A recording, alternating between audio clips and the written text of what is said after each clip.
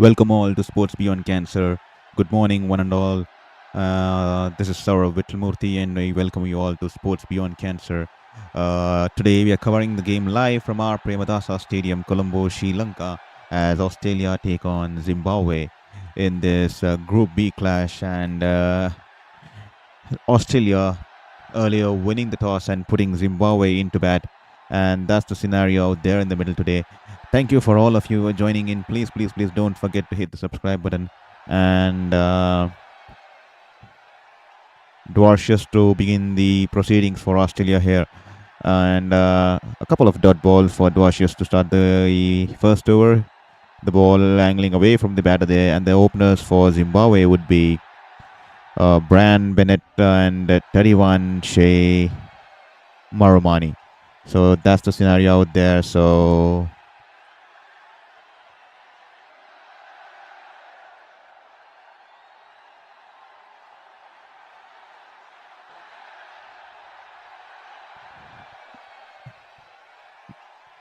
Zimbabwe batting deep today, and unfortunately Mitchell Marsh missing out, and Travis Head has been roped in as the stand-in captain here.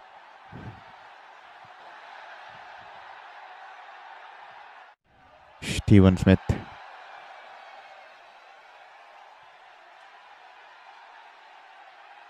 will be joining the Australian team soon.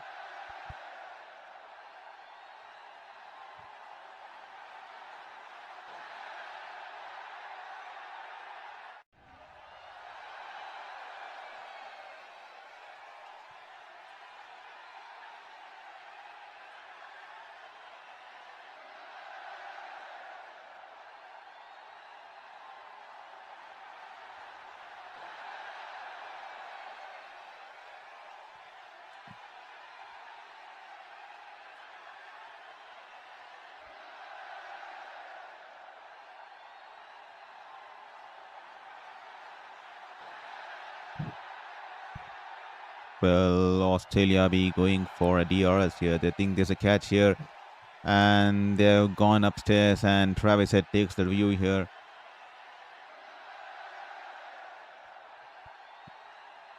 The ball was probably strangling down the leg, and they've gone in for the review. First over here. Australia seemed pretty confident here. The ball was going down the leg, and he tried to pull the ball. Did he manage to get a faint edge there? Australians think so, or did it come off the thigh pad? Seems like it just kissed the thigh pad there, and that's the reason the keeper was interested. The noise coming in from the thigh pad, but nevertheless, we have gone upstairs, and let's check it upstairs. And to all the viewers who have joined us, thank you for joining in and tuning in. Welcome to Sports Beyond Cancer. This is Saurav Vittalmurthy, welcoming you all to professional sports commentary in English in the game between Australia versus Zimbabwe. Hope you guys are doing good. Good morning. Hope you guys had your breakfast, and that will be a not out there. Zimbabwe 2 for no loss after 0.4 overs. Zimbabwe put into bat at the R Premadasa by Australia. This time wide outside the off stump, and he just managed to get it over the infield there in the cover region, and Stoinis will trace back and throw the back quick to the wicket keeper there, but comfortably timed there for the batters to come back for 2 runs. So please don't forget to hit the subscribe button, and please don't forget to share with your friends and family. Every single subscription will mean a lot, especially in this cancer journey, in this 5th battle against cancer. I mean, we have currently entered remission phase, and gladly after being 2.5 years out of sports, and after being 2.5 years sidelined, this has given me an opportunity to at least try out YouTube, and this is something new to me. So please don't hesitate to hit the follow button, and also be kind enough to share with your friends and family. And thank you for all the support you do. This time wonderfully bowled, the ball climbing on the batter just above the stumps. That's a 136.9 clicks delivery, and that should be the end of the first over. And after the end of the first over, Zimbabwe are 4 for no loss. Wonderful ball there by Dwarcius. A great start for Australia. 1 over, 4 for no loss. That's the proceedings out there. So we will be covering a lot of sports. This is just a start. YouTube is something new to me. Earlier I used to cover the games right from the grounds, and due to cancer I'm stuck home now. but gladly because of remission phase, which just began 2.5 years of battle with my fifth cancer, and now that I've defeated it, I have come back into remission now. And thank you, Arun Moody, for your wave there. Thank you for your chat. Please let us know what do you think should be the target that Zimbabwe should put on board to give Australia a tough chance in this outing here. So please let us know your thoughts in the comment section, in the chat section, so we can have a discussion. Thank you for joining in, and please encourage us. And every single subscription will motivate us to come back more stronger, bring in more content, bring in more details. So this will help me along my cancer journey. I mean, I was always passionate to cover sports journalism, and that's the reason I pursued a career in that. I worked across my life, traveled to New Zealand, got scholarship from New Zealand, covered the Tokyo Olympics and different leagues, including the IPL and other stuffs. And because of cancer, I'm stranded here, and that's why covering it virtually is something extremely new to me. So I'm on the learning curve, and if you guys support me and motivate me, I'm definitely confident I'll grow and I'll learn along the way, and I'll definitely bring good content, and I'll try to bring more tools, more statistics, better scorecard, better options, and we'll work through our way. And so that will help me stay motivated amidst all the chaos that's happening in my life, especially the treatments, the chemos, and all the stuffs, and that will definitely motivate me. And it's not just gonna be motivate me. You guys, every subscription will motivate my fight.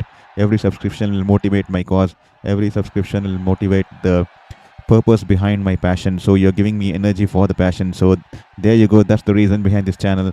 And Stoinis is now into the attack, and he starts off with a wide, and he follows it up with a dot ball. So that's the story behind my channel.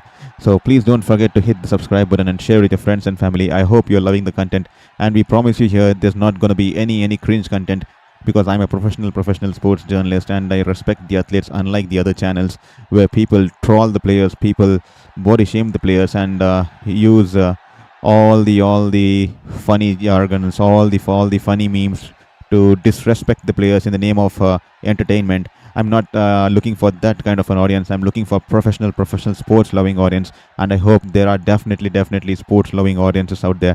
To anyone seeking pure sports commentary and who loves to watch the sport, please, this channel is for you. I'm a professional sports person too, so there is going to be no disrespect for the players here, no memes here, no family teasing here, no body shaming here. So that's the story from me. And Stoinis, one run as Maromani gets off the strike. Stoinis running in to bowl to Bennett. This time it's angling into the pads, and an appeal from the wicket keeper there, but definitely going down the line there. Just a half-hearted appeal there, and they cross over for a single there. Pretty decent support out there for Zimbabwe and Australia today.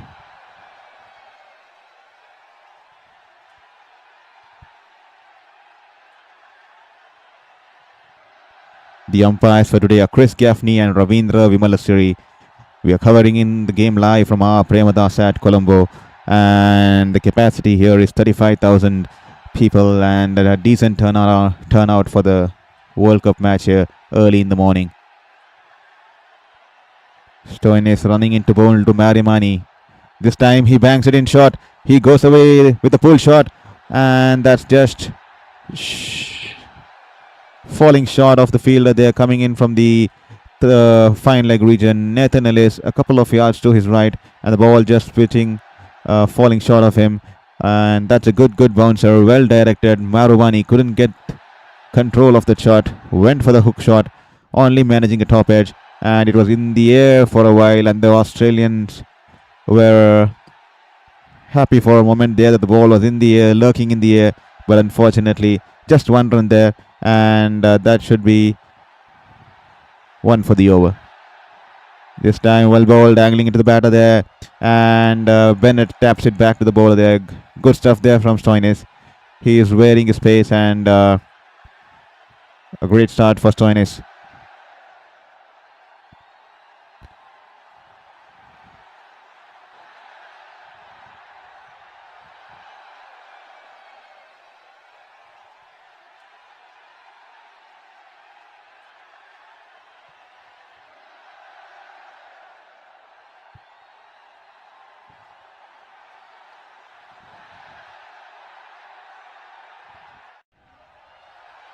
8 for no loss after 1.5. That's the scenario out here.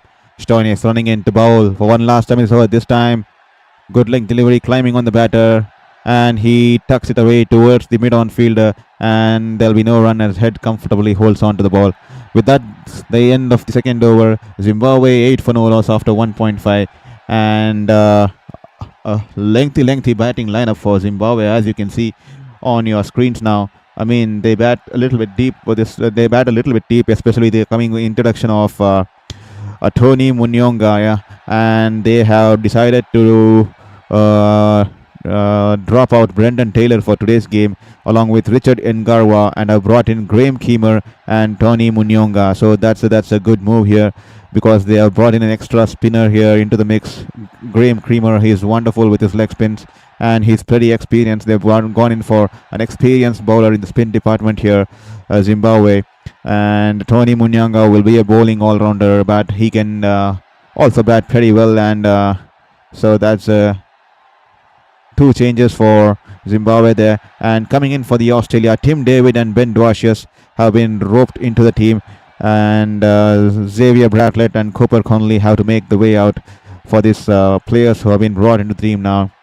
And Matthew Hayden earlier bringing in the World Cup trophy today to the stadium. Dwacius into his second over of the day, and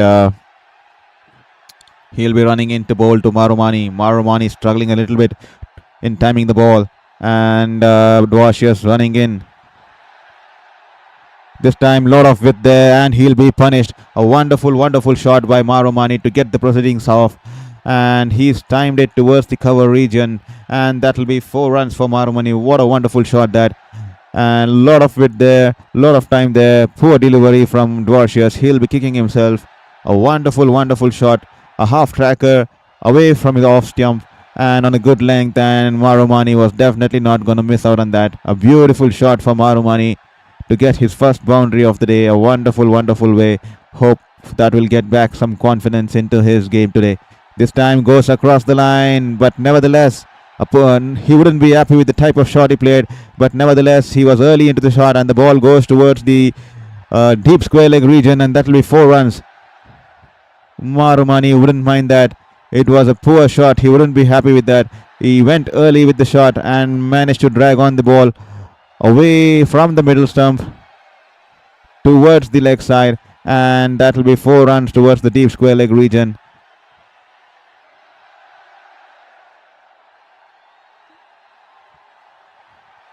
Dwacius this time makes room away to the leg side, but Dwacius cleverly following him, and he taps it towards the deep fine leg region, and he was interested for the second run, but Bennett rightfully declining it, and no chance for second run there. 17 for no loss after 2.4, and Dwacius has gone for 9 runs this over. Zimbabwe will be playing Ireland and Sri Lanka next. 17th they take on Ireland at Kandy, and on 19th they take on Sri Lanka, the host nation on Colombo, the co-host nation on Colombo. So that's the scenario out there here. Zimbabwe put into bat today. They have started very steadily here. 17 for no loss after 2.4 overs. This time goes away to the leg side and tries to make room for himself and tries to go through the infield towards the mid-off region, and Maxwell fielding the ball there and has a shy at the bowler's end. No run there. Zimbabwe will be keen to get some good momentum, especially in the power play overs, especially with the field restrictions coming in. And Bennett was wonderful with the bat the last game, and he would be keen to carry that momentum into this game. And he plucked a wonderful catch too in the last game. He's riding on high confidence here. This time he tries to go for the scope. Wonderfully spotted by the bowler there. Probably he took the pace of the ball. 103.6 clicks there. Wonderful change of pace, and wonderfully deceived the batter there. The batter was in no position to play the scope shot, and he's completely beaten for pace. Well read by the bowler there. And with the end of the third over, Zimbabwe will be 17 for no loss, and 9 runs coming off Ben Dwacius' second over. A wonderful over, especially the last 2 overs, last 2 balls, beg your pardon. And Zimbabwe 17 for no loss after 3. They will be eager to get their run rate kicking into the next gear, especially with the uh, fielding restrictions during the power play. Zimbabwe bat extremely deep today. This is the lineup as you can see on the screen with the likes of Dan Meyer, Sikandar Raza, Ryan Burl, Tony Munyonga, Tashinga Musikwa, Brad Evans. A lot of bowling options today for Zimbabwe. A lot of all-rounders in the squad, especially with the introduction of Graham Creamer, who has been brought in today. He is an experienced campaigner. This time, Maxwell has been brought into the attack. Travis Head taking the pace away from the ball. This time, straying down the leg. And Maromani plays a wonderful sweep shot. And the ball goes towards the fine leg region. 4 runs there. Poor bowling from Maxwell. Coming in from around the wicket. Pitching outside leg. And Maromani going for the reverse sweep. Beg your pardon. Angling into the batter. Beg your pardon. And Maromani going for the reverse sweep, and that's a beautiful four there. Wonderfully executed, going down on one knee. Maxwell this time flights it in, angles it into the batter, and he drives it towards the mid-on fielder there. And Maromani pushing Bennett for a single there, and comfortably taken a single there. Good running by Maromani. Spotted that Stoinis was deep in the circle at the mid-on region, and he scampered for a single and forced Barry Bennett to take that single there. Maxwell will be keen to produce a moment of magic. He has been brought into the attack to take the pace away from the ball, and a lot of spinners on both the sides today. This is going to be an interesting contest at R. Premadasa, spin versus bat, and it's also going to be an interesting battle with Nathan Ellis, who has his variations and his off cutters and his back of the hand deliveries, who was wonderful the last game. Let's see how Zimbabwe counter him and Zampa today too. This time he has tapped it towards the mid-wicket region, and that'll just be 1 run. To all the listeners out there, welcome to Sports Beyond Cancer. Please hit the subscribe button and also join in, and please put in your comment or in the chat box how much do you think would be a safe score that Zimbabwe would be eager to put it. This time he goes for the sweep stop yet again for the second time in this over. Maromani wonderfully sweeping it, and this time reverse sweeping it, and he hits it over the infield. He goes over the cover fielder there, and that'll be 4 runs. Wonderfully utilizing the fielding restrictions there. The ball was tossed in towards the leg stump, and he goes for the reverse hit. This time poor ball once again, but he's bowled it straying down the leg, and Maromani would definitely not miss out on that. He sweeps it towards the third man of a fine leg region. 4 runs for Maromani. Poor bowling there, straying down the leg. A tossed up delivery into the pads, and Maromani going down on one leg and sweeping it in style. No fielder there in the deep, and that's a couple of bounces as the ball runs into the boundary fence and hits to the advertising boards. 4 runs there. This time a driving length delivery outside the off stump, but it drives it straight to the covers, and Maromani would be disappointed with himself. That was there to be hit. Nevertheless, it's a good over for Zimbabwe. 14 runs coming off it, an expensive over for Maxwell. And after the end of the 4th over, Zimbabwe 31 for no loss. A great start for Zimbabwe here. They bat deep today, a lot of all-rounders in the squad especially, and they will be keen to get a high score and put the opposition Australia under pressure there. And it seems a good start, especially in the power play. They have started well, steadily. The current run rate 7.75, and thank you Ryan Buckner for predicting your score there. 190, definitely I think so. 190 should be a good score on this wicket, especially with the amount of bowlers they have, and with the introduction of Graham Creamer, who's been brought in today. Graham Creamer will be extremely crucial. We need to see how Australia are gonna take on Graham Creamer, because he's an experienced campaigner, especially with his right arm leg break. So he is going to be an interesting battle along with the skipper Sikandar Raza, who's always proved his worth in this format of this game. So 190 should be a decent score. Thank you Ryan Buckner for putting in your comment. Much appreciate it. Thank you for all the support. And this time Kohanman is being brought into the attack, and he goes over the infield. The ball was a little bit in the arc, and Bennett goes with the line, and he goes over the mid-on fielder, and 1 bounce into the boundary fence. 4 runs there. Kohanman now would be eager to pull things back after being hit for the first four of his first ball. This time he backs away towards the offside, goes outside the off stump and tries to tuck the ball towards the leg side, only managing to place it towards the fielder there at the short square leg. That will be a dot ball. The run rate 8.08.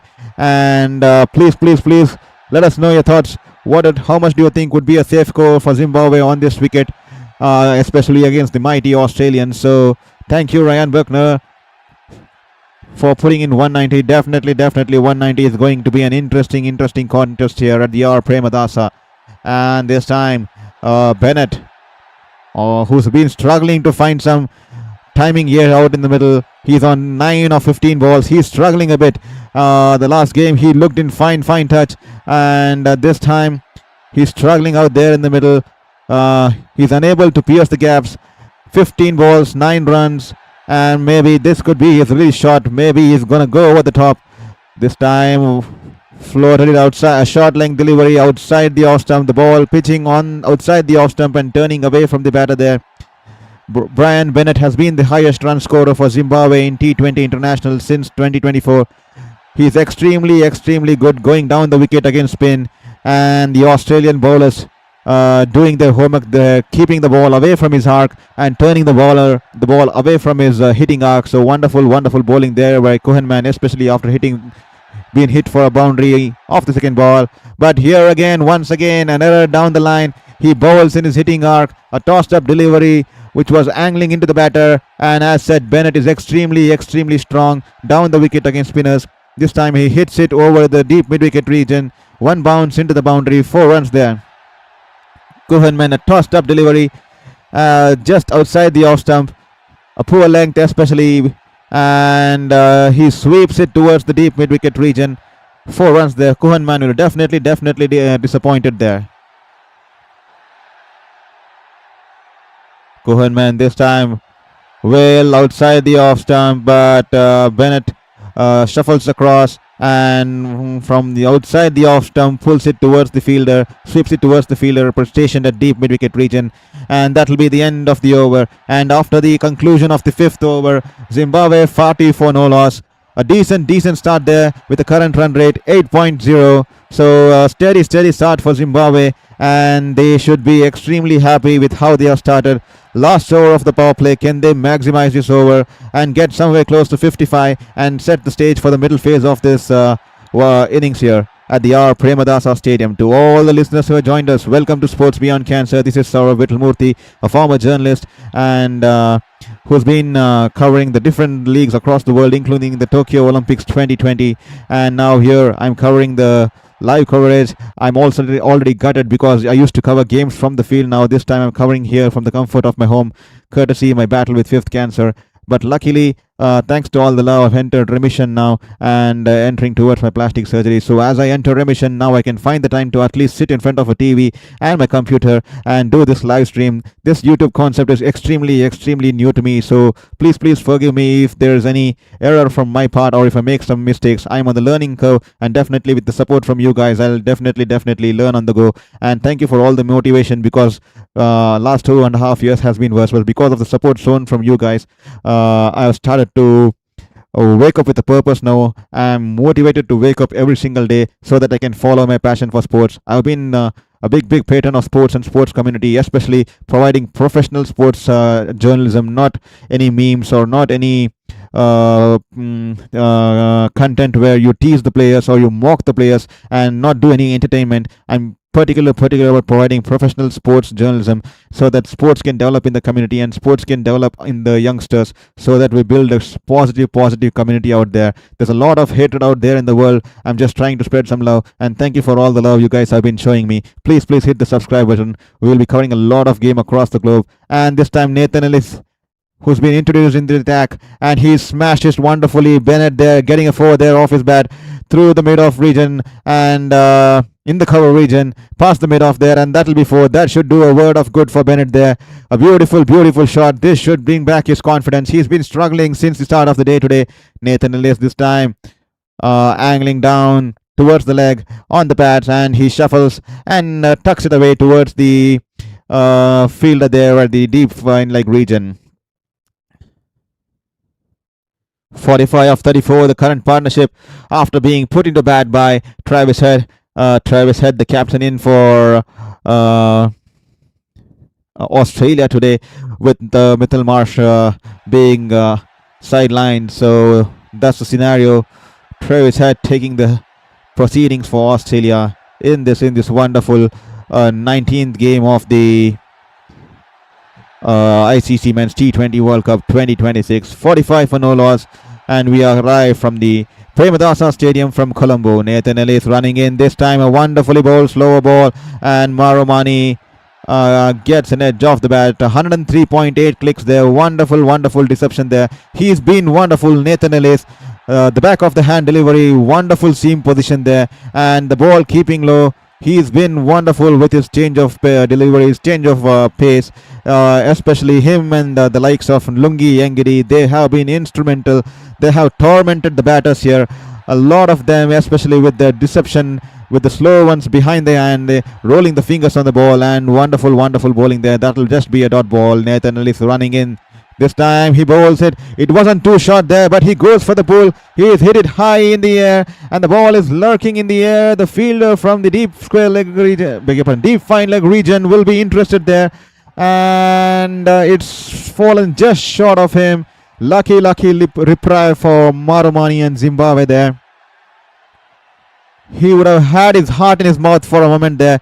Tried to go for the pull, wasn't that short, and the ball was lurking in the air towards the right of the deep square leg region, and just falling short there, and he gets a reply. 26 of 14, Marumani. He just survives the scare, and the last ball of Ellis coming in. This time he backs away towards the leg side, tried to create room for himself, but a slow bouncer there. He rolls his finger, and the batter is beaten for pace there. And Zimbabwe, after the completion of 6 overs, are 47 for no loss. A great start for Ellis. Just 7 runs coming off the last over of power play, his first over of the day, and 47 for no loss after 6 overs. Zimbabwe, after being put into bat, 47 for no loss, and that will be the first drinks break of the game. Please do let me know, who do you think will be the player of the match today? Who do you think will be the best player from both sides? Or who do you think, whom are you rooting for today? Can Australia restrict Zimbabwe less than 150? Can the Zimbabwe spinners torment Australian batters today? Well, we never know. The next 3 hours is going to be extremely intense. The next 3 hours is going to be complete cricketing action. So please don't go anywhere. Stay tuned for more cricketing action. We'll be live today from the R. Premadasa, the Australia versus Zimbabwe encounter, the 19th game of the ICC Men's T20 World Cup 2026. Let's have a look up at the lineup of Zimbabwe here.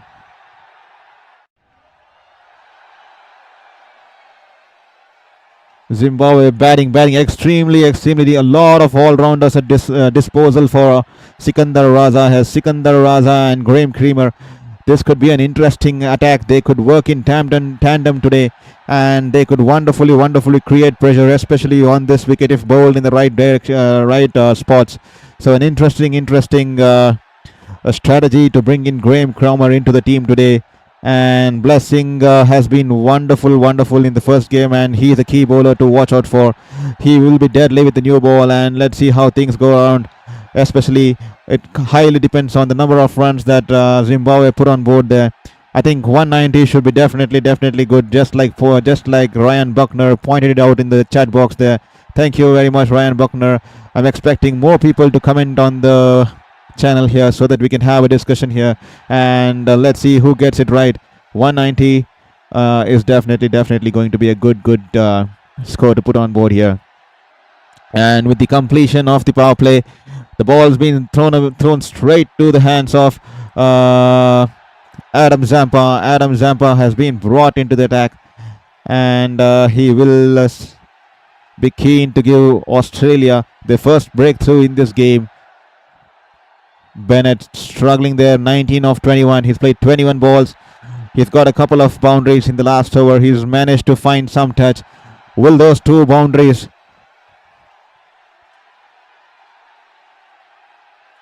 do some good? And can he change his pace here? Can he start taking the calculated risk? Can he start using those 2 boundaries into his confidence and play a gem of a knock here for Zimbabwe here? He can be deadly. You've all seen his potential in the previous game. And this time a well-flighted delivery tossed up in the air, almost yorking the batter there, and Bennett squeezing it out towards the cover region, and that'll be just a dot ball. 47 for no loss after 6.1. The run rate 7.62 here. Adam Zampa running in to bowl to Bennett. Once again tossed up delivery, but this time a little bit outside the off stump, and what a shot by Bennett. He drives it towards the left of the cover region, and the ball goes into the boundary fence. 4 runs there. Beautiful shot. Kept his head low, went along with the drive and played it all along the ground, and no stopping there. A beautiful 4 there. The sweeper cover could all just watch it, and that was a wonderful stroke play there. Bennett, what a shot there. He is finally managed to get some touch back into his game here. He was struggling initially, and with that 51 partnership for the opening wicket for Zimbabwe between Bennett and Marumani, and 51 coming off at 6.2 overs. Wonderful start here by Zimbabwe with a run rate of 8.00.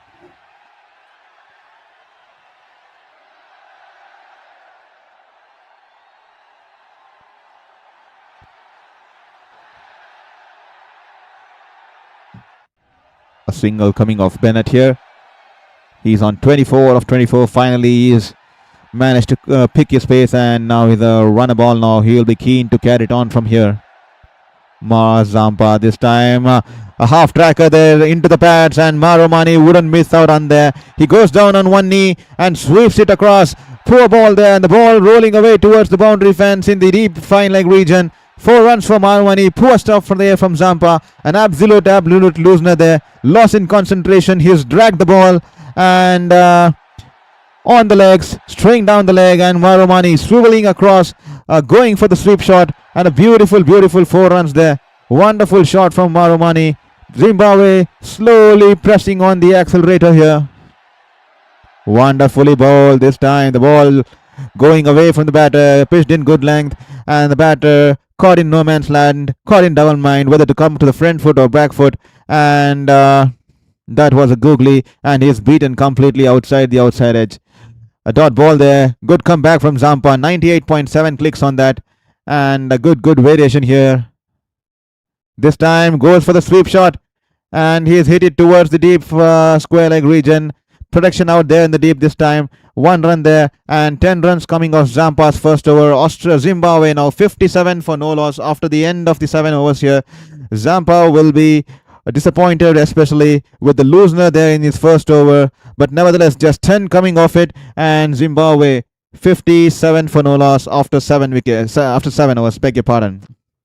I hope you all are enjoying the professional English sports commentary that we are bringing to you right from the R. Premadasa Stadium, and I hope you guys are enjoying it. Thank you for supporting my cause. Thank you for supporting my fight against cancer. I know this is something new to me, covering the game from the home, not from the ground this time, but please don't forget to hit the subscribe button, because that is what motivates me to come back the next day, to come back and continue this work, to work on it and provide you with better score lines, better content, and to improvise myself, because YouTube is something new to me. It's all because of your love that I'm investing into this and investing my time and following my passion. And thank you for all the support. This time there's an appeal for a catch there. Was it a bump ball there? I think it's a bump ball. The umpire and the bowler there having a laugh there. Stoinis, wonderful ball there.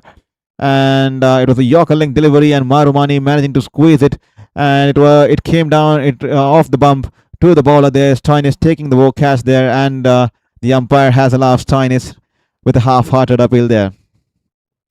Stoinis running in. He bowled a wonderful first over, just giving away 3 runs. This time it takes the outside edge and goes past the diving keeper there. He is leaving dangerously out there, Marumani, and the ball goes past the keeper there. Runs away to the third man boundary. 4 runs there for Marumani. 35 of 20 now. He's picking up pace there. 126.4 clicks on that.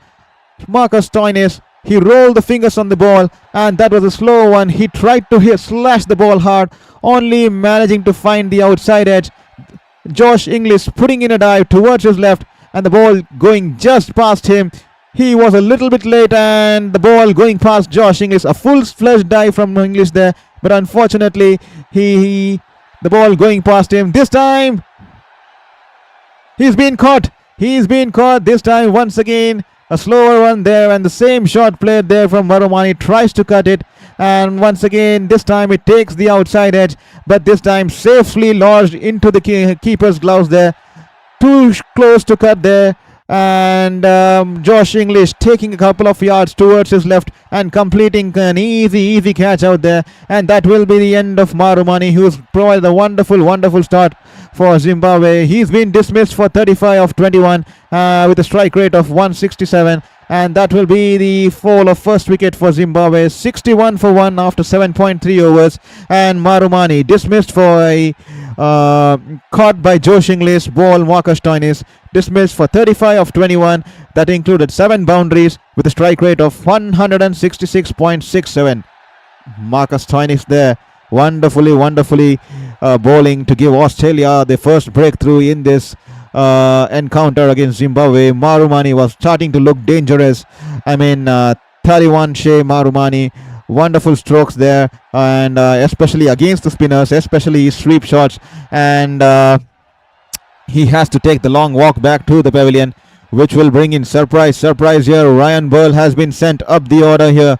This is something wonderful here from the Zimbabwe management. Ryan Burl has been sent, the batting all-rounder has been sent up the order, and the leg break bowler who can also bat wonderfully, and he's been sent up the order.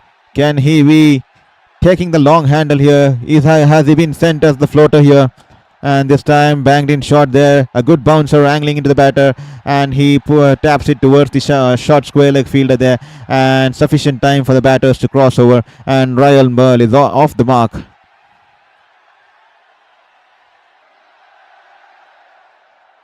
Well, this is going to be an interesting contest. Zimbabwe will be keen to get somewhere around 180 here on this wicket, and with the amount of spinners they have and the amount of bowlers they have at their disposal, this could be an interesting game from the R. Premadasa. 62 for 1 after 7.4. This time angling into the pads of Bennett. Bennett drives it towards the wide of the long on fielder there, and sufficient time there to come back for 2 runs there. Good running between the wickets, between the pair there. Marcus Stoinis has now taken 50 wickets in T20 internationals. With the wicket of Marumani, he's notched up the 50 mark, and he's on the board for the 50 wickets mark in the T20 internationals. 7.5 overs, 64 for 1. That's the scenario out there. A lot of exciting games coming out later today through the day. This time bangs it in short, but straying down the leg, way down the leg side, and the umpire will have to flex his arms here. That will be an extra ball. That will be white ball. A lot of exciting cricket coming out later during the day. Canada taking on UAE at Delhi at 3 p.m. and United States of America will be taking on Netherlands in Chennai. That could be an interesting contest between the associate nations. So an exciting day of cricket here, especially on a Friday. I hope all you guys are enjoying the cricketing action, and please don't forget to support us and hit the subscribe button there. Marcus Stoinis, for one last time in this over, he has picked up 1 for 11, and he's running in to bowl to Bennett. This time he's yorked him, and the batter slips and has a fall. The ball hitting straight into the legs of Bennett, and he slips and has a fall, but the batter's quick to pick a single there, and they'll pick up a leg by. And after the end of the 8th over, Zimbabwe are 66 for 1, and Marcus Stoinis just giving away 9 runs and picking the wicket of Marumani there, who looked extremely dangerous out there. To all the listeners who have just joined us, welcome to Sports Beyond Cancer. This is Saurav Vitlamurthy, and to all of you people, especially the last 3 days, who wanted to know about my cancer journey, I'm definitely, especially my 5 cancer battles within the age of 33. So I will definitely talk on this channel someday. But if you want to know more about my journey, please don't hesitate to follow my channel. My personal Instagram ID is on the left top of your screens, and I'm definitely sure if you are knowing that anyone going through such hard times, or if you need, if anyone is going through tough times and is in need of resilience or is in need of someone to lean on to, I'm always there to hear. I'm always there to spread my inputs on how I battle those five cancers and how you can too, and how you need to work around your life especially. So please don't hesitate to follow me on my personal Instagram ID. I'm sure I'll definitely take time, but I'll definitely talk it out here one day, someday on this channel. Thank you for all the support, and please help me reach the 500 goal mark in the subscribers column. That will motivate me to wake up and come back each day and deliver better content to you guys. So thank you once again. That's all from me in regards to the name behind my channel. This time Zampa has been brought into the attack. Wonderfully flighted ball, and he taps it towards the leg side, and they'll pick up a single there. 69 for 1 after 8.2. The run rate now inching towards 8.5. Someone needs to take the calculated risk here. Bennett has been playing very cautiously. 29 of 28 balls, almost a run a ball there. Someone will have to take the risk. Can Burl do it? He's been sent up the order. What can he do here? He goes for the reverse sweep, and he's been hit on the pads. An appeal there from Adam Zampa, but no response from the umpire there. He's turned it down. He went for the reverse sweep and completely missed the ball, probably going outside the off stump. An open stance there by Burl. He's targeting the leg side for sure. This time wonderfully pitches it on the middle and turns it towards the leg. The batters were, and he stuck it away towards the deep square leg region. The batters were interested for the second run, but are content with just the one run here. So 69 for 1 after 8.3. So that's the scenario out there. Ishan Kishan was wonderful last night. 61 of 24 balls. He played a gem of a knock, and he's been continuing his form, especially after he made a comeback with Jharkhand winning the SMAT championship under his captaincy, and he's carried his form. I mean, what turnaround of events. I mean, Tilak Verma getting injured and Ishan Kishan being brought into the New Zealand tour, and he stormed into the team. Not just stormed into the team, his performance ensured that he was an integral part of the World Cup setup, and there you go. He's been carrying his form into this World Cup. He seems to be one of the key batters for India, and one of the batters the opposition fears a lot, especially when taking on India. This time a flighted delivery, and the ball's been taken away from the batter. A lot of width there, and he drives it through the cover point region, and that will be 2 runs before the fielder from the deep cuts it out, and that will be the end of the over. And 72 for 1 after the end of the 9th over here. We are almost at the half stage of the first innings here. Just one more over to go, and Zampa giving away 6 runs there, wonderfully bowling the second over. And Zimbabwe 72 for 1 after 9 overs.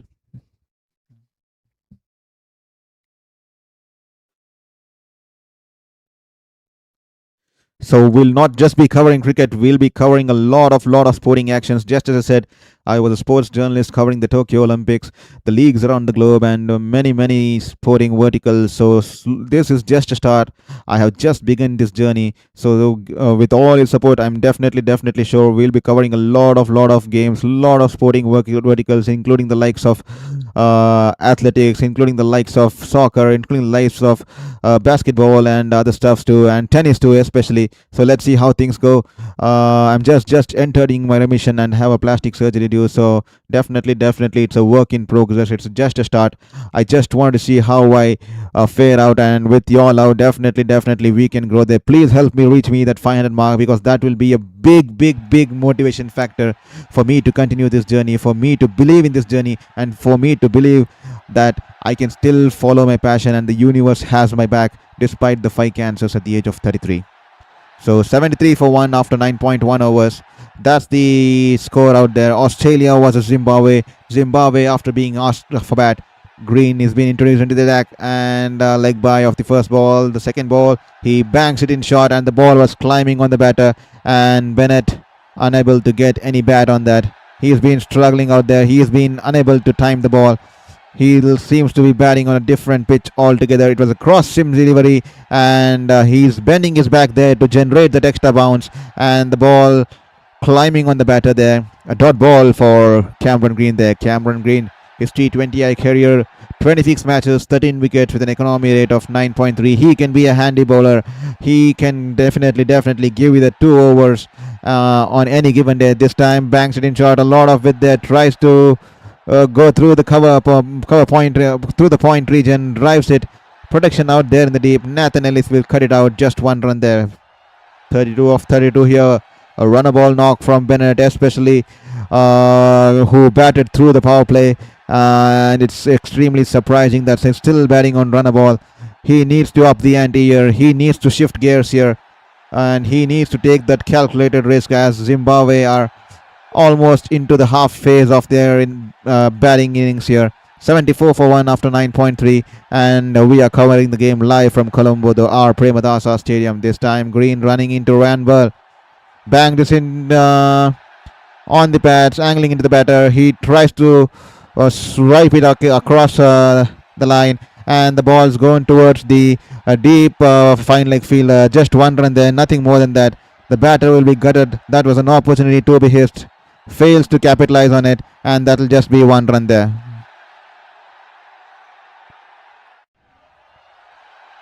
$75 for 1 after 9.4 overs. This is the scenario out there in the middle now. Green running in, banks it in short, and it goes above the batter and goes above the diving outstretched hands of Josh Inglis, and the batters scamper for a quick 2 runs. Wide's been declared by the leg umpire there. That will be 3 runs there. The batters scampering for a quick 2 run here. The ball kept climbing on the batter and started to climb above the outstretched hand of the wicket keeper Josh Inglis there, way too high above the helmet there, and a good call there from the umpire. That will definitely be a wide ball there. He would have to re-ball that this time. Tries to back away towards the leg side, and it was a little bit short, and he tries to cut it through the point region straight toward the fielder there, and that will just be 1 run for Bennett there.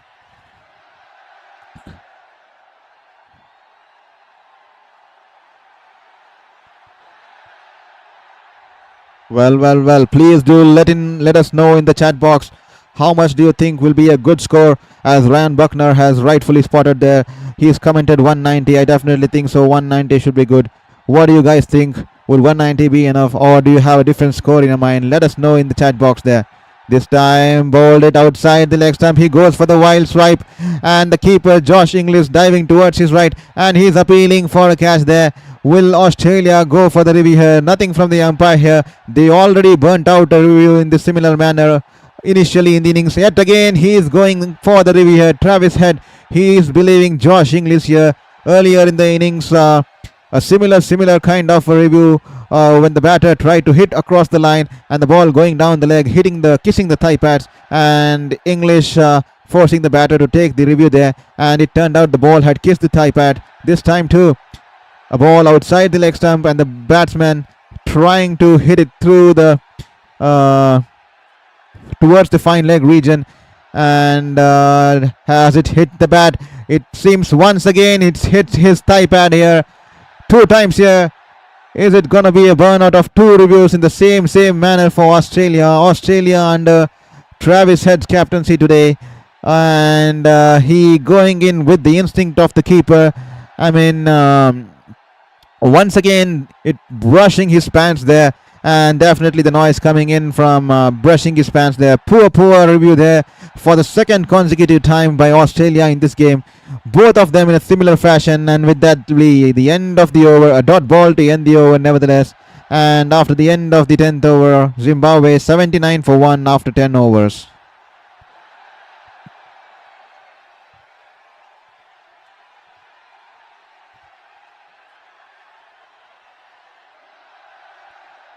So as you can see, the batting lineup for Zimbabwe to follow up. I mean, pretty good solid batting lineup. They will definitely be keen to get somewhere about 80 runs in the next 10 overs. They will definitely looking at 160, 170, but 190 would be a gold mine for Zimbabwe. This time Coleman back into the deck. This time it was angling into the batter, turning towards the leg stump, and He tucks it away towards the deep mid-wicket region. Happy to rotate the strike there. The Group B encounter here today from the R. Premadasa Stadium. The run rates once again falling in the last couple of overs. Zimbabwe need to take the calculated risk. Someone will have to play the long handle here. Kohanman, will they be targeting now? Will Ryan Burl be targeting the left-hander here? This time the ball's been bowled wide outside the off stump and he cuts it towards the point region, and the batters running in quick there for the second run there. Wonderful fielding there from Ellis. Tried to get rid of the ball as quickly as possible, but nevertheless 2 runs on the cards there. Good running, good fielding there, good all-round cricket out there, and Zimbabwe 82 for 1 after 10.2 overs.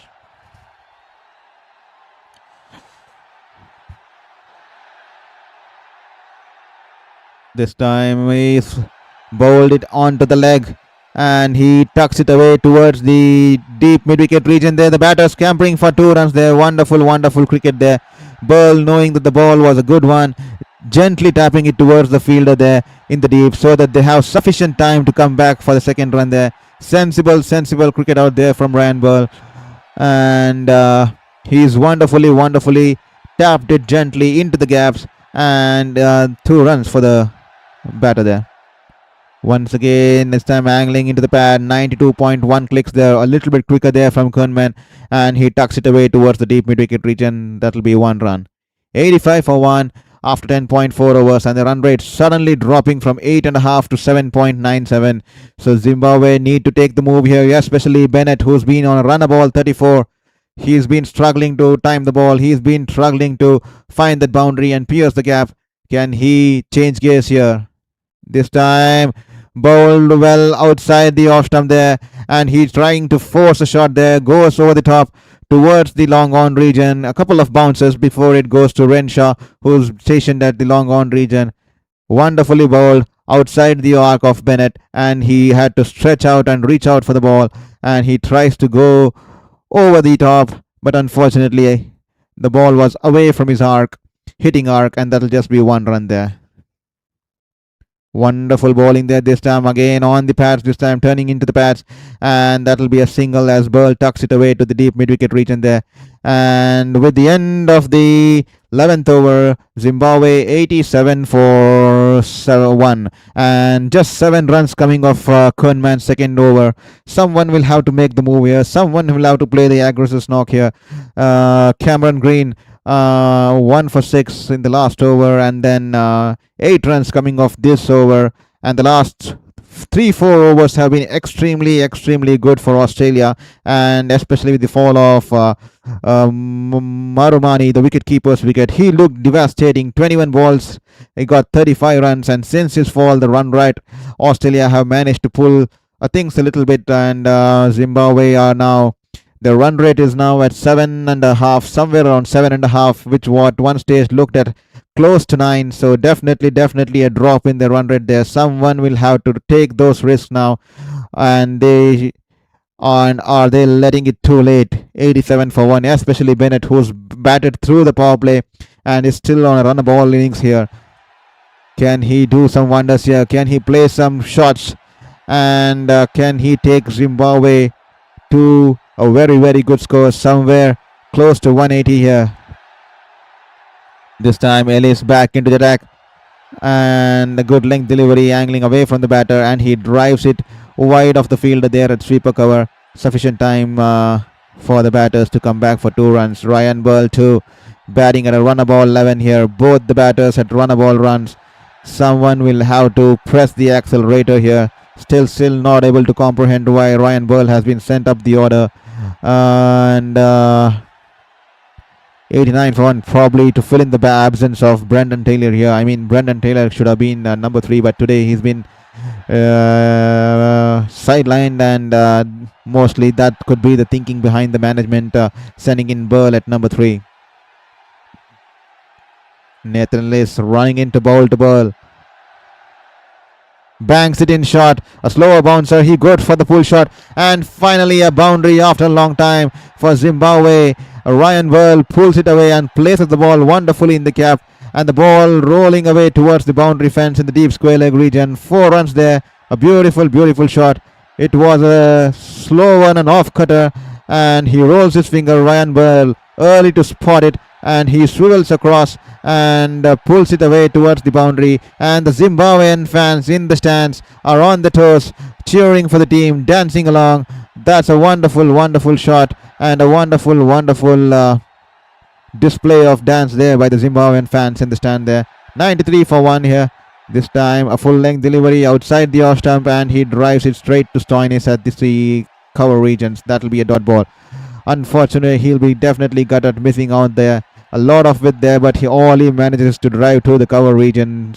Stationed Stoinis, who's been stationed there, comfortably collects the ball, and that'll just be a dot ball. Please don't forget to hit the subscribe button. Every single subscribe means a one lot, especially in this journey against the 5th battle against cancer. Especially it shows the passion behind my work, and also it'll motivate me to wake up every single day with a purpose, and that passion will divert me from all the turmoil that's been happening in my life. This time width there, a lot of width, and this time Burl deciding to go straight. It was hit pass straight down the pitch, in the air past the bowler, and it goes and crashes into the advertising board there. That'll be 4 runs there. Once again a back of the hand delivery, this time a little bit wide there, but Ryan Burl hitting a powerful stroke down the ground, in the air, beg your pardon, straight down the wicket, and that'll be 4 runs there. No chance for any fielder there, no one moved there, and beautiful shot. He was early to spot the back of the hand delivery, and goes this time, tries to bowl a full Yorker there just outside the wide guideline there, and that's a tough call, and the wicket keeper and the bowler seem to be amused, but nothing there. The umpire has flexed his arms. That'll be an extra ball, an extra run, and you would have to bowl once again.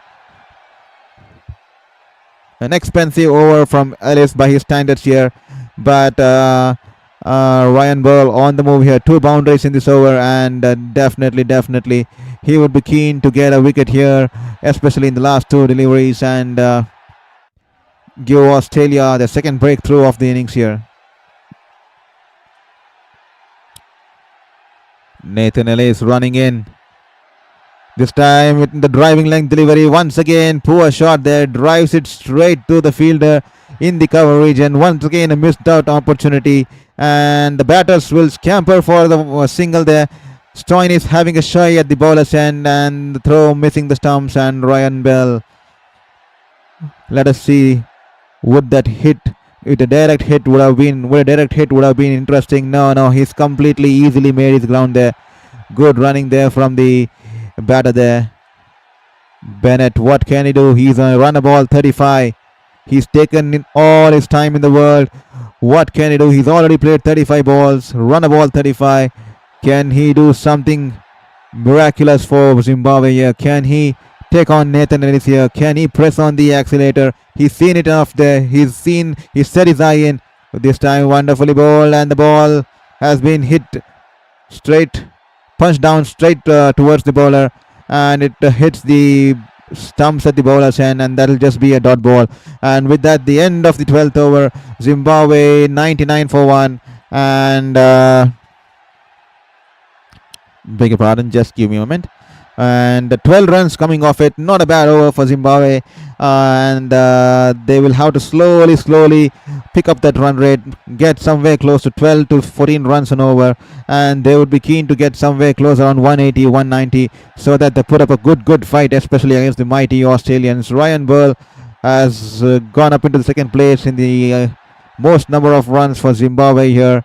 He's second to Sikandar Raza, the skipper here. Sikandar Raza, he's been a wonderful character for Zimbabwe, leading them across the formats, and now leading them into this World Cup. Especially, he's been a wonderful star who's been well accustomed and well prepared to take on this format, especially as he plays a lot of franchise cricket across the globe, and Zimbabwe will be eager to thrive under his leadership here. Kuhanman coming in for his 3rd over. This time thrown in wide outside the off stump, and Burl going in for a cut, completely missing it, and that'll just be a dot ball. A wonderful ball there, taking the ball away from the arc of the batter, throwing it flat, throwing it quick, and wonderfully ball there. This time Kuhanman and it's a flighted delivery, pitching in middle and turning towards the leg, and he's happy to tuck it away towards the deep mid-wicket fielder and happy to give the strike back to Bennett. 100 for 1. With that single, it brings up the 100 for Zimbabwe, the 3-figure mark after 12.2 overs, and Zimbabwe will be eager to get 80 runs of the remaining 7%, almost close to 7.5 overs remaining. They'll be keen to get somewhere close to 180 here. Once again angling into the pads, and he tucks it away towards the deep mid-wicket fielder. Well, I'm not sure what Bennett's mindset is behind taking those singles and tapping those balls. He's already played 37 balls and he's just managed to score 36 runs. Should he be taking more risks here? Should he be pressing the run rate here? Should he raise his hands and go for the big shots here? Kohanman this time, and Burl goes for the reverse sweep. Wonderfully played. The ball was angling away from the batter there. Burl there going for the reverse sweep in the air. Goes over the infield and goes past the short third man fielder there and into the boundary fence. 4 runs there. Wonderful shot there. The ball was outside the off stump and he sensed an opportunity. Goes for the reverse hit and guides it over the infield and into the boundary fence towards the third man region. A wonderful, much required boundary for Zimbabwe to up the run rate here, and a lot of Zimbabwean fans in the stands have already started dancing there.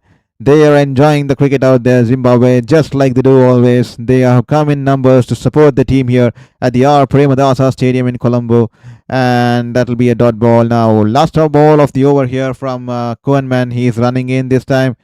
He's bowled it into the middle, turning away towards the leg, and he tucks it away towards the deep square leg region there. The batters were at a moment interested for the second run, but a quick throw coming in back from the fielder there. Wonderful piece of fielding, and they decide to be content with just 1 run. And with that, after the end of the 13th over, 106 for 1, just 7 runs coming off the over. A good over from Kohanman. He's bowled 3 overs, none for 24, and after the end of 13, Zimbabwe 106 for 1 and 8.15 the current run rate. To all the new listeners, Brian Bennett has been batting on 36 of 37 unbeaten. Ryan Burl 26 of 20, and the only wicket to fall was Tariwansha Murumani, the wicket keeper, who played a wonderful knock of 35 of 21. He gave the impetus that Zimbabwe required, especially during the power play. He utilized the fielding restrictions, was wonderful with his sweep shots, and took on the spinners, and unfortunately he was caught behind by Josh English of the bowling of Marcus Stoinis. So that's the story out there from the R. Premadasa Stadium in Colombo, and I hope you guys are enjoying the game as well as the live stream coming in from Sports Beyond Cancer. Dwarshuis has been brought into the attack for his 3rd over. This time it was angling into the pads, and he guides it away towards the fielder there at the deep fine leg region. That'll just be 1 run there. Someone will have to press the accelerator. Ryan, especially Bennett, he is batting less than a run a ball, 37 ball 36, especially after opening the innings and playing through the power play. That's not going to be a good score to reflect in the scorecard, especially if you're on 36 of 37 balls, especially in this format of this game, especially in this generation. And Dwarshuis running in to bowl to Bennett. Can Bennett change the tide here? Can he start going bang? Can he start finding his touch? Can he start finding his Midas touch? Let's see. Dwarshuis running in, and this time he tries to go. Wonderful shot there, goes over the infield, goes over the mid-off fielder there. Didn't time it well, but nevertheless he'll be picking up 4 runs there. He goes along the line, a straight bat, and the ball's gone over the infield and into the fence there. 4 runs there for Dwarshuis. The ball was angling away from the batter, and he smashed it straight over the mid-off region. A couple of bounces and into the boundary fence there for Bennett, and with that boundary it brings the 50 partnership for the second wicket between Bennett and Ryan Burl. 50 coming in off 38 balls, 38 balls.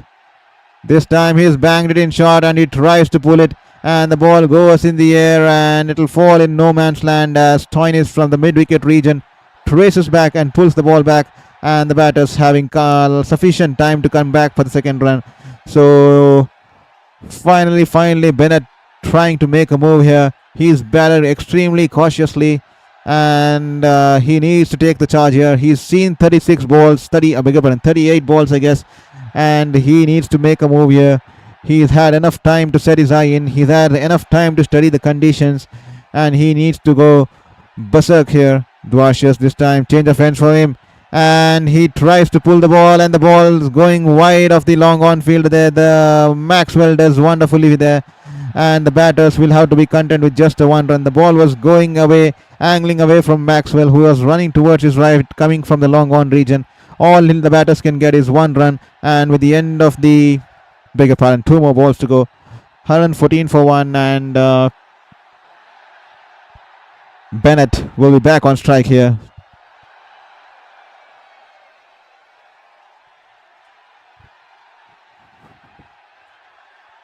$114 for 1 after 13.4 overs.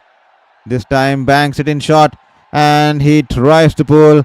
Would that be a wide ball? Yes, that will be a wide ball, as urged by the leg umpire there. Dwarshuis will have to re-bowl that one again. It was a slower bouncer, but still managed to climb above the batter's head. 112 point something clicks on that, and that will be a wide ball. He would have to re-bowl that once again. To all the listeners, how much do you think Zimbabwe would manage to score here, especially from this stage? This time an angling delivery, and he drives it towards the long on region. Just one run there. Dwarshuis 2.5 overs, none for 23. I'm still hoping for the looking at the chat box there, still waiting to hear in your comments, still waiting to hear in your thoughts, so that we can have a discussion, so that there is something productive out here in this channel on Sports Beyond Cancer, and we have something meaningful to discuss on Sports Beyond Cancer. So please drop in your comment here. The comment box is open, the chat box, so please ensure you type in your love, you type in your thoughts on the game, you type in whom you're rooting for. So definitely eager to chat on those terms too. This time tries to back away, a slow one on the off stump, and he puts in an outstretched bat, and the batters will come back to complete 2 runs. And after the end of 14 overs, 118 for 1. After 14 overs, the run rate being 8.43, and with the end of that, it will be the second drinks break of the innings and the game. Zimbabwe well poised at 118 for 1, and they will be eager to take the team somewhere closer to 180, 190. So this is how the scorecard looks. 31 Shea Marumani, or the lone batter to be dismissed today earlier, who was caught by Inglis by Stonis. 35 of 21 balls. A good start there from the Zimbabwean batter there. 166.67 the strike rate. Ryan Bull slowly getting move ahead. 28 of 22. He's been struggling to time the ball initially, but he's managed to get a couple of boundaries here, and with a strike rate of 127.27 is unbeaten on the wicket. With Brian Bennett, who's been struggling right from the start, he's batting at 40 ball 43 with a strike rate of 107 point something, and he would be keen to shift gears here, and he would be keen to produce a moment of magic. He's set in high for so long, and definitely Zimbabwe would want him to go big from here. So with that said, the end of the 14th over, Zimbabwe 118 for 1, and that will be the drinks break. And please drop in a comment, and please hit the subscribe button, and thank you for all the love you guys have been showing to Sports Beyond Cancer. I mean, it's definitely disappointing that we are unable to crank the numbers, especially in the viewership, and it's just extremely frustrating as a sports patron, as a sports journalist, to see a lot of content creators who use memes, and a lot of content creators who mock the players, body shame the players, and those kinds of content gaining value in the market. I mean, it's completely frustrating as a sports fan, as a sporting personnel, and for all the journalism, sports journalism and sportsmanship teaches us. I mean, it's completely frustrating to see the kinds of those people who are mocking the players getting viewership in thousands, and we pursuing sports journalism in the right spirits, and promoting sporting community in the most positive way, because that's what sport is meant to be. It's extremely disappointing to see the numbers with the likes of just 300 viewership, the 200 viewership, and with the likes of those people who are doing cringe content in the name of sports journalism.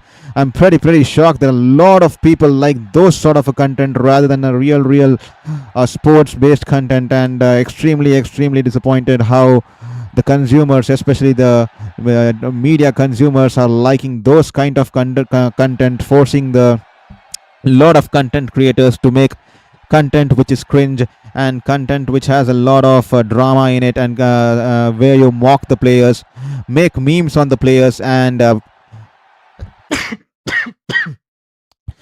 uh, also talk rubbish about the players, and those people getting limelight on their channels, especially when you look at their viewership, when their viewership is running in thousands, running in lakhs, and pretty frustrating, because our viewership is only managing to get in a crowd of around 370 per stream, or somewhere close to 1000 per stream. So that's been extremely frustrating, because it speaks volumes that the crowd has now lost taste for real content and is always on the lookout for entertainment in the name of cringe content. So, but nevertheless, thank you for those who have been here. I really appreciate you for picking this channel and for understanding the value behind the sports journalism, and to get in and understanding that sports needs to spread positivity and not hatred, and not make fun in the name of sport, and not mock people, especially those guys are athletes. I mean, imagine the hard work these guys have to be put up with. Especially, I saw a couple of channels yesterday who were mocking the Namibian players, and also during the WPL mocking the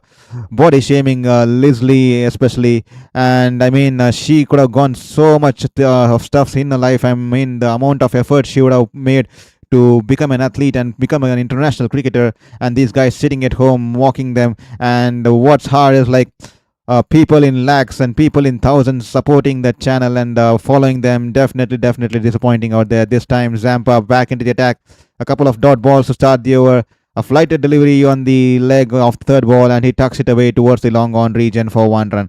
So nevertheless, you guys have shown all the love. Thank you for it. Definitely we are a growing channel. We have just started, and definitely, even if you 14 guys are there, I'm definitely happy that I'm delivering this content for you 14 people who understand the value of sportsmanship spirit, and also the value of real sports commentary, and not some cringe content being done in the name of commentary.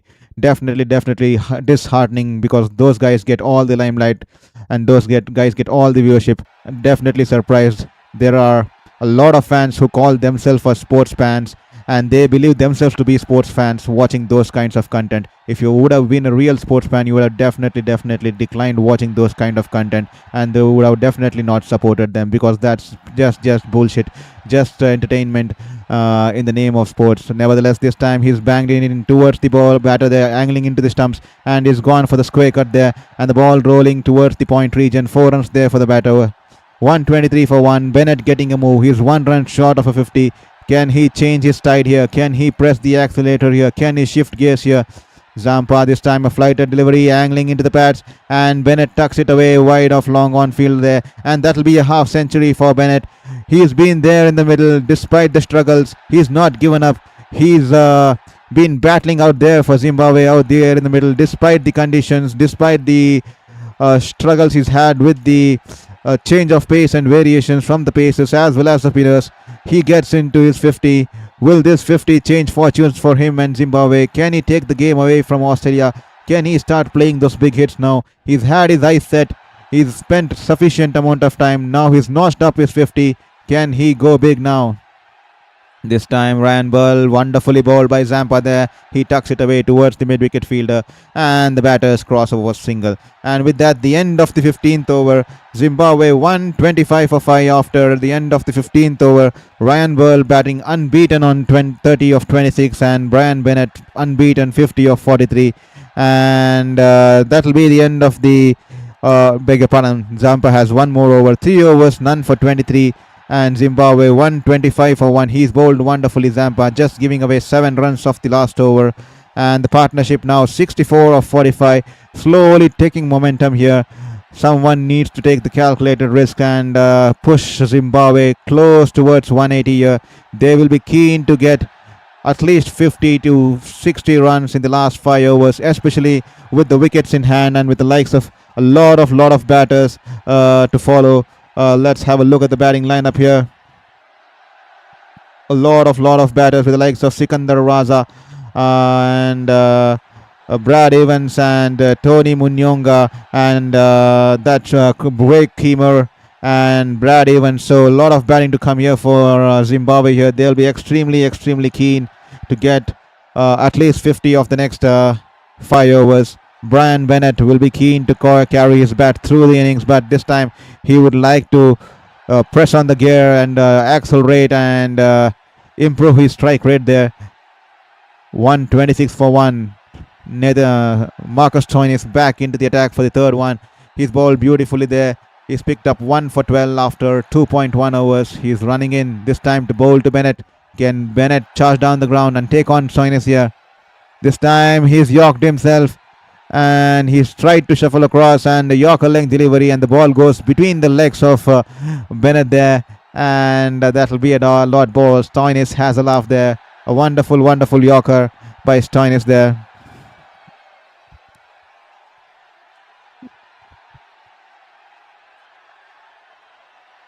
.126 for 1 from 15.2. That's the scenario out there.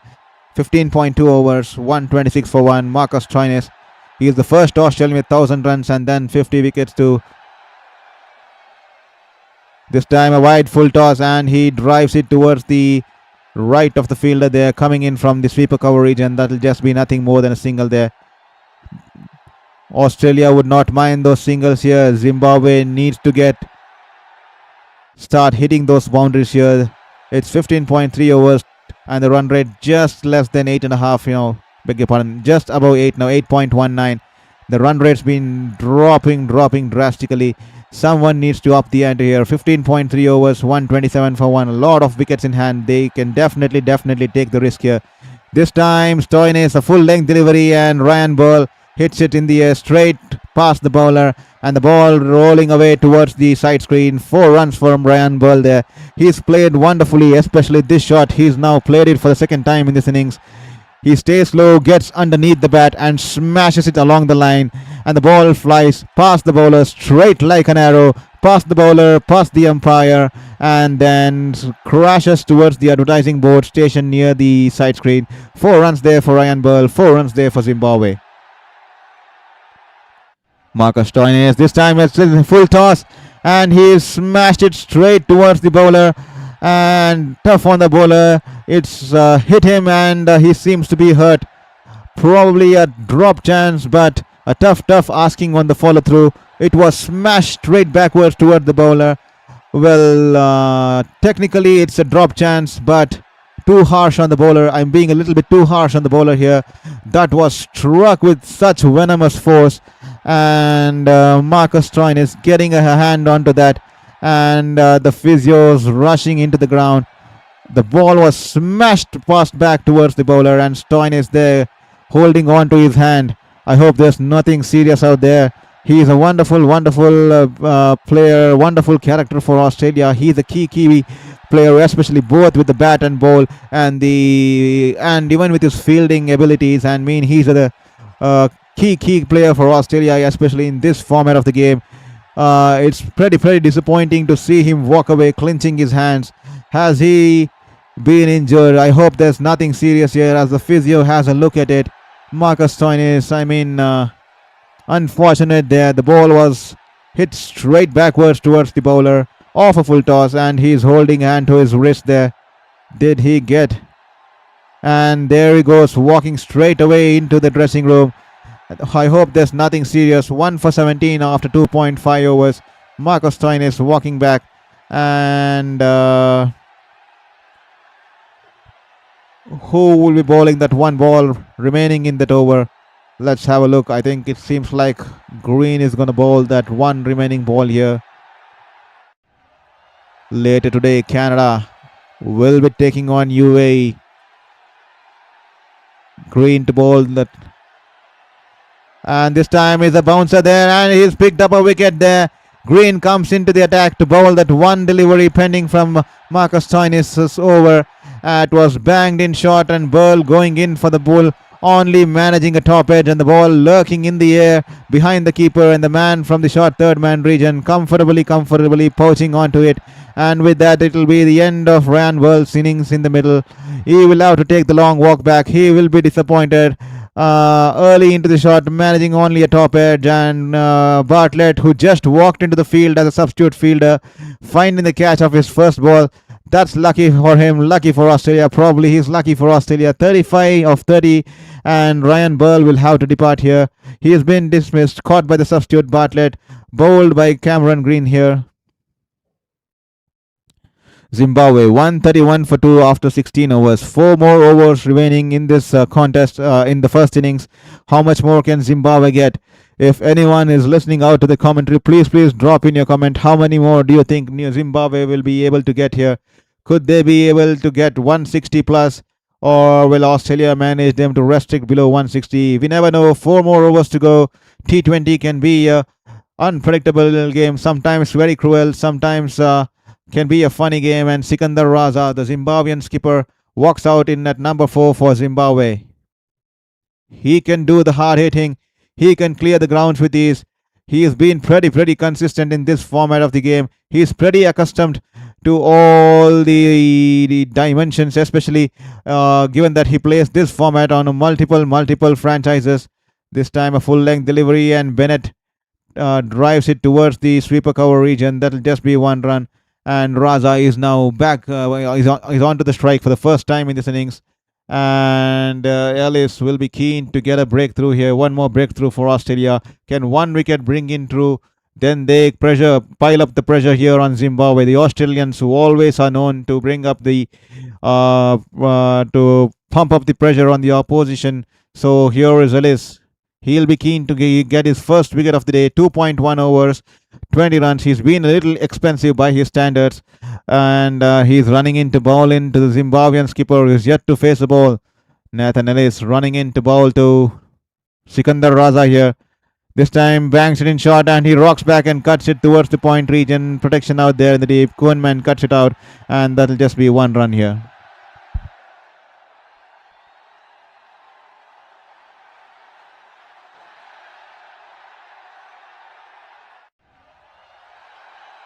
$133 for 2 after 16.2 overs. That's the scenario out here. The run rate 8.14, and Bennett is back on strike. 52 of 46. Can he grow down the ground? This time a wonderfully executed Yorker there. The batter was backing away towards the leg side, and Ellis getting an inch perfect Yorker just within the wide guidelines on the offside there. Beautifully bowled, and the batter had backed away too far, and even with an outstretched bat, he doesn't make any contact with the ball there. That'll just be a dot ball. A wonderfully executed Yorker there from Ellis. He's just exceptional at the death, and that's the reason he's been wonderful with his bowling in this format of this game. Ellis running in. This time, once again, a Yorker length delivery, but this time close to the stumps there, and all he can do is squeeze it towards the long on fielder, and that'll just be 1 run. 134 for 2, and the run rate now dropping, and it's almost dropped close to 8 now. At one stage where they were around 9.5. Now it's closely, to be precise, it's currently around 8.04, the current run rate.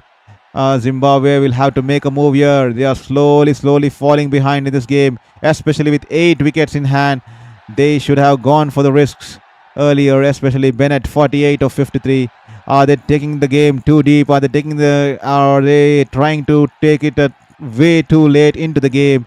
Well, it's bowled into his pads. Sikandar Raza trying to tuck it away towards the fine leg.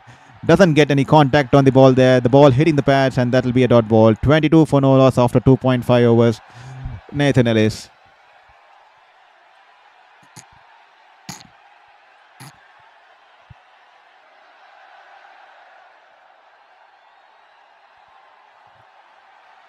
Sikandar Raza, 1 run from 2 balls.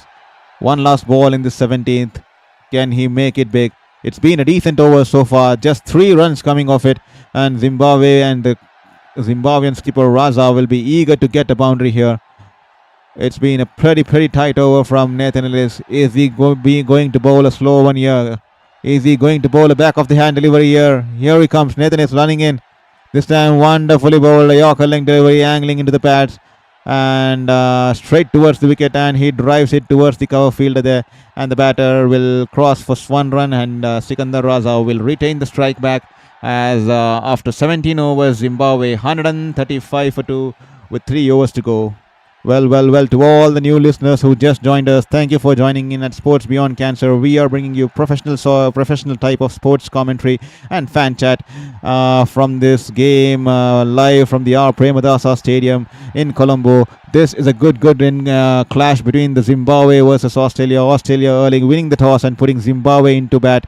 Zimbabwe pretty decent here, 135 for 2 after 17 overs. The next 3 overs extremely crucial to decide the foundations of the game, or how the game is going to shape up, especially during the second innings, especially during Australia's chase.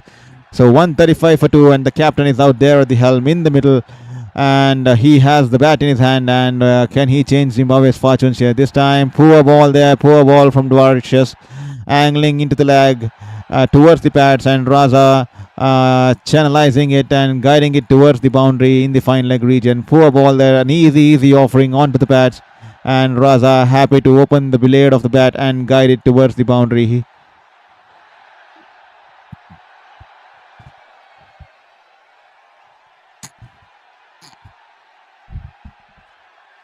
Dwarshuis there. He'll be disappointed, especially with the way he's bowled the first ball. He is running into bowler Sikandar Raza. Will he make amends for his poor line and length in the first delivery? And Dwarshuis, Raza trying to step down the wicket, and he misses the complete length of the ball, and he's been beaten. That will be a dot ball there.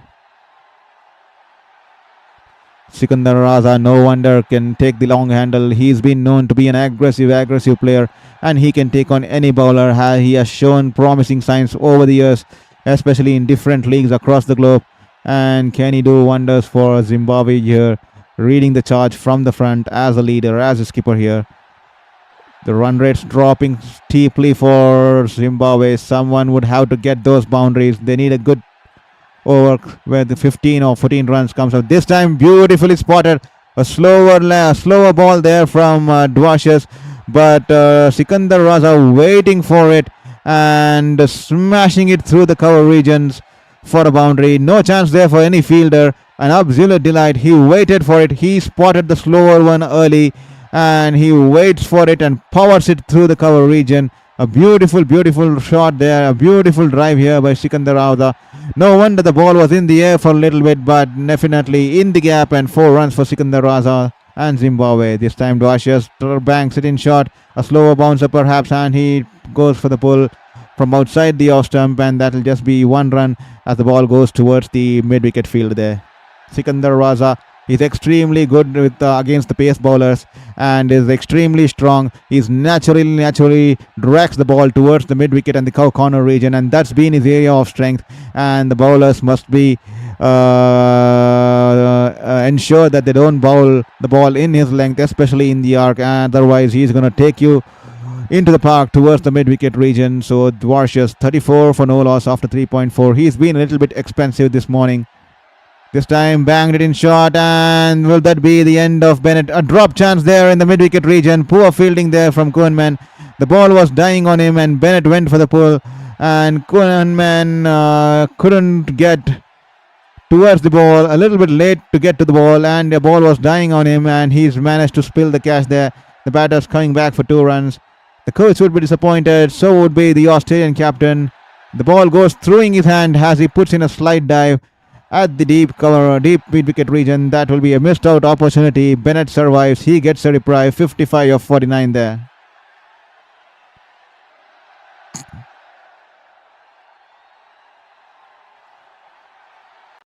Dwarshuis running in, banks it in shot, and this time Bennett standing tall and powering it over the mid-off region there for 4 runs. The field was brought up, especially at the mid-off region, especially coming in from the long off to mid-off.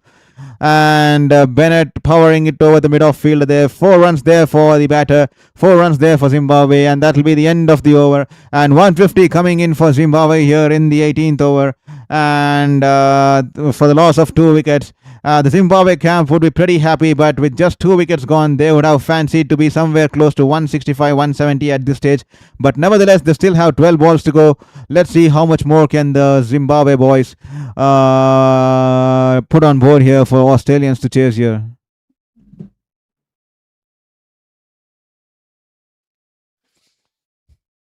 Well, we somehow crossed the 400 viewership mark this morning.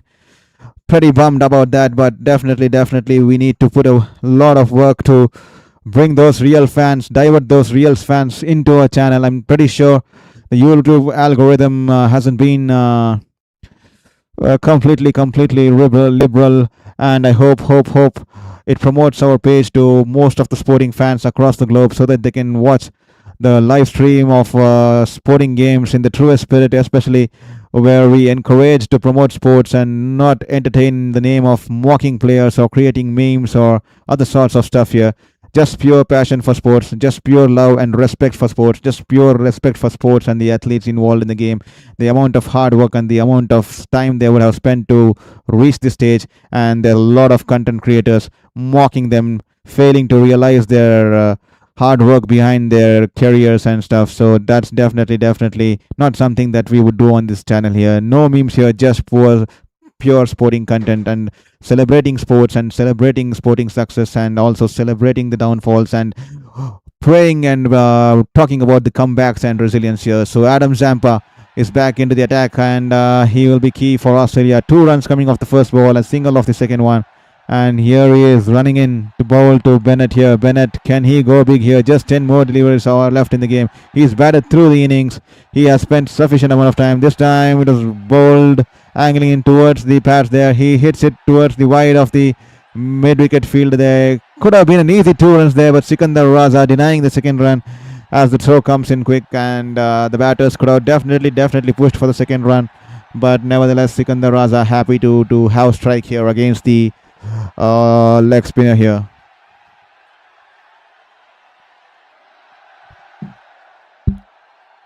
Zampa here, 27 for no loss. A well flighted delivery outside the off stump, and the ball was turning away from the bowler there, batter there, and the batter going for a wild slog sweep, only managing to get a top edge. This should be an easy catch, I presume, and it just falls short of Cameron Green, who came all the way from long off. The ball was lurking in the air for a long time, but within the infield, and somehow he managed it as the Cameron Green from long off, who was stationed deep into the boundary, had to run in a lot of yards to come into the infield. But nevertheless, that's just 1 run for the batter there.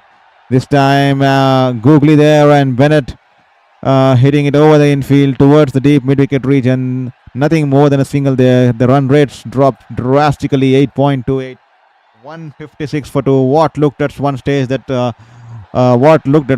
like Zimbabwe would reach somewhere close to 175, 180 or 190, especially with the amount of wickets left in their bank. Even now they have a lot of batters left in the ranks, but unfortunately they don't have balls. They left it a little too late to counter-attack the bowlers, and probably that costing them about 10 to 15 runs in the end. This time he tapped it towards the deep mid region gently this time, and the batters pick up 2 runs. With that, brings the end of the 18th over, 19th over, beg your pardon. 1 more over to go, and that also brings the end of Zampa's spell. A beautiful spell of leg spin bowling there by Zampa. 3.45 balls, 1 for 31 for Zampa here. The current run rate 8.27, and that's how the proceedings look like.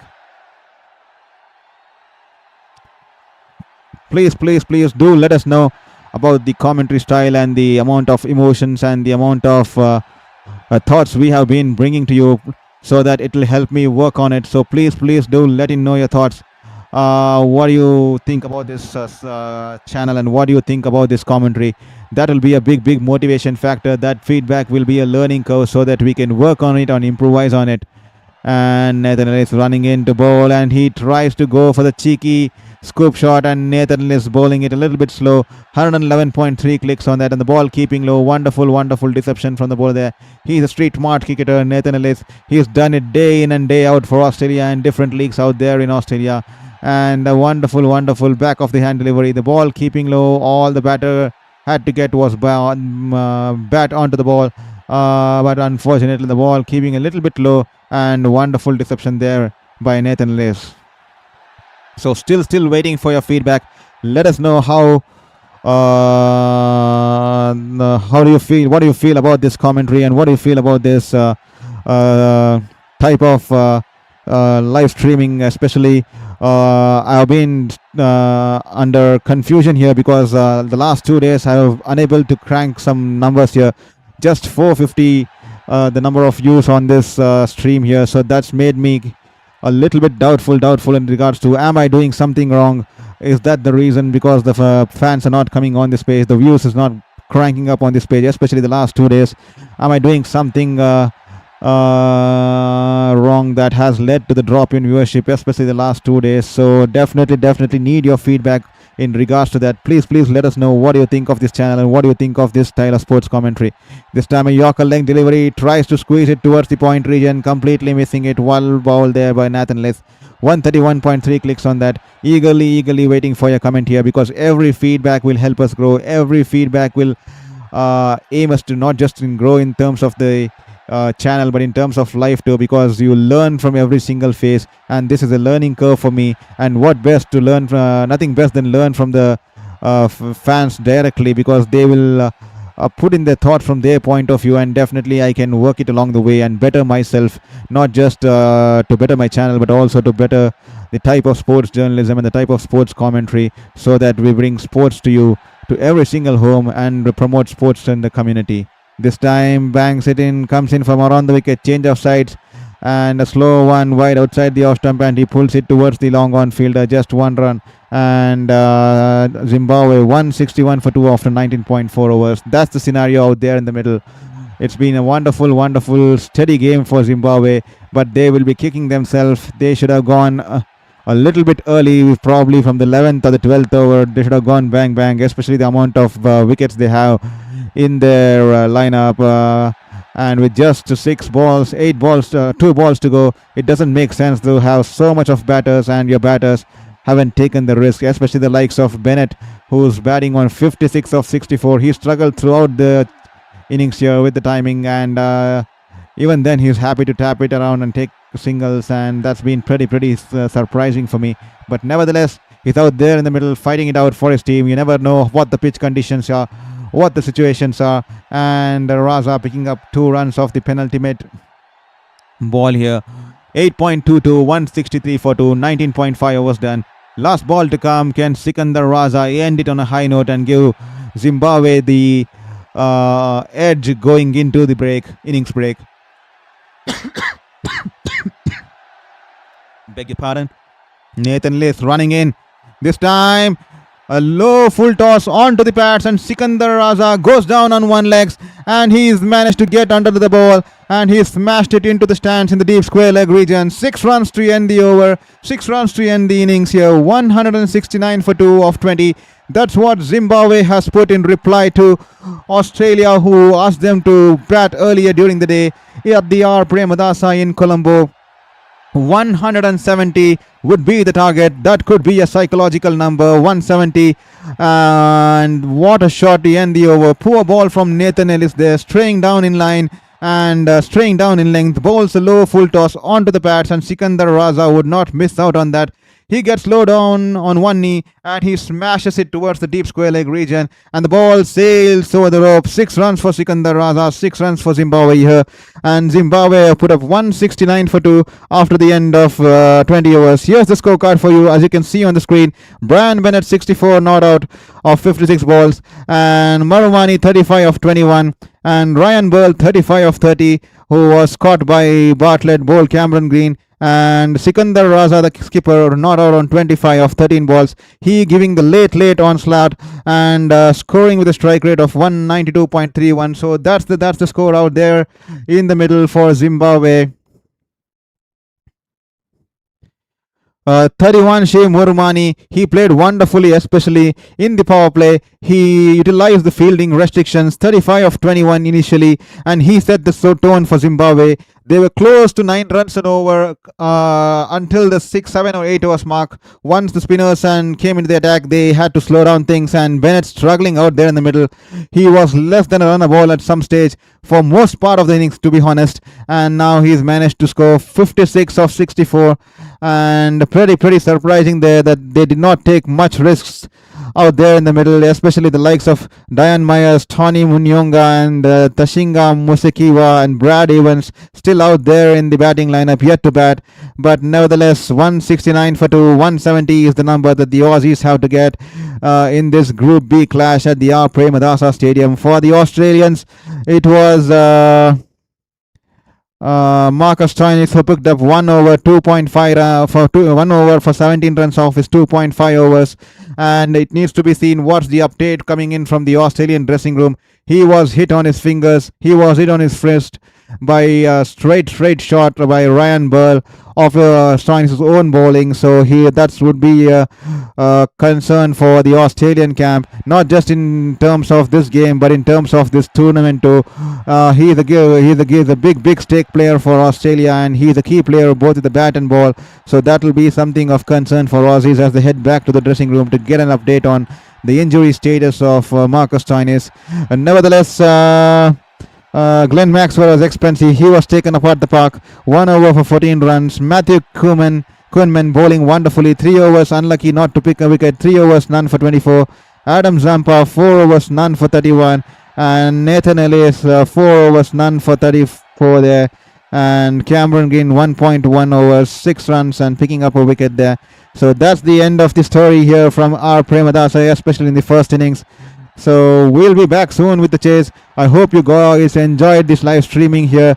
Stay tuned. We'll be back drinking a sip of water. We'll be taking a short walk. We'll be back with the chase here as Australia try to chase 170. What do you think Zimbabwe needs to do here? Please drop in your comments. Do you think Australia is going to make an easy chase out of this 170 at this R. Premadasa wicket here, with the likes of Blessing and Sikandar Raza in top form with the ball there? So please, this is going to be an interesting contest.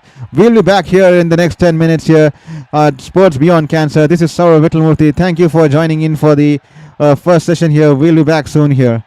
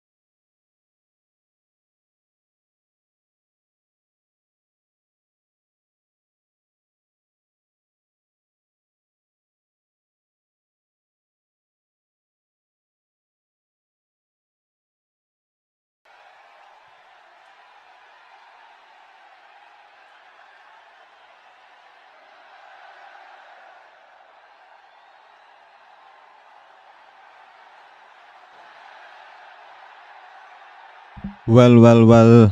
Extremely sorry. Got hauled. Was caught up with the delivery guy and just managed to make in time here. 2 hours done and 19 for 1. I was following the updates on my mobile phone there. And Josh English, the first man to fall. I mean, Blessing continuing his wonderful form there into this tournament, and he's managed to pick up Josh English, the dangerous batter out there. Josh English opening with Travis Head, and he was caught off Tashinga Muskeva bowled by Blessing Muzarbani, and so that's the scenario out there. 19 for 1 after 2.1 overs. Australia en route towards the chase for 170, and pretty decent start to be honest, but the fall of Josh English suddenly turning things towards Zimbabwe. Can one wicket bring to this time? Misfield there. He wide outside the off-stump ball there, and he drives it towards the mid-off fielder there, and he's failed to hold on to the ball there. I think it's Sikandar Raza, the skipper himself, and it goes past him. It was a powerful shot, and that goes into the boundary fence. 4 runs there.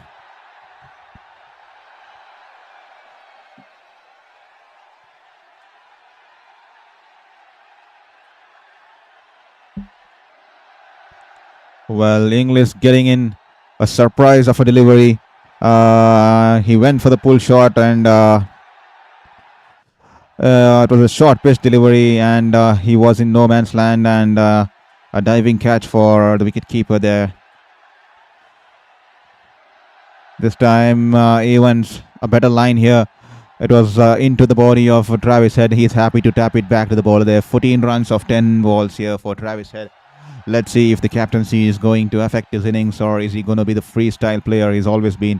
So to all the listeners who have been here, thank you for staying tuned to Sports Beyond Cancer. This is Saurav Vittalmurthy, and we are back with the chase here. Australia en route towards 170. 23 they find themselves at 23.1 after 2.3 overs. And please don't forget to hit the subscribe button here. And Evans running in this time once again, wonderfully bowled, angling it into the batter, and tucks it away towards the deep square leg region there. And Green is yet to get off the mark. He's just paced one delivery. He's yet to get off the mark.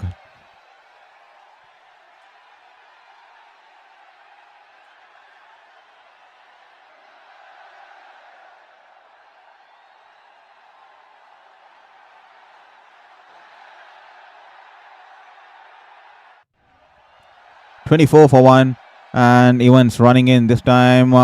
He tries to cut. Is there an under edge? The keeper claims so, and so does the bowler, and the umpire raising a finger here. Greens will have to depart. Oh, is this the turnaround for Zimbabwe? Wonderful stuff here from the Zimbabwe players there. He's got an under edge there and is carried to the keeper here. A good length delivery outside the off stump. He shuffles across the off stump, and Green tries to cut the ball, only managing to get a faint under edge onto that. And Evans is all pumped up. The Zimbabwe fans in the stands have started to dance, have started to sing. They are all enjoying this wicket here. Cameron Green will have to make way for a duck here. Can this be a turnaround of things in this tournament, as well as for Australia and Zimbabwe? Well, that's what they say. One brings in two, and Cameron Green has to depart without troubling the scorers here. He goes for a duck here, and Australia now 24 for 2. Zimbabwe will be keen to get the wicket of Travis Head.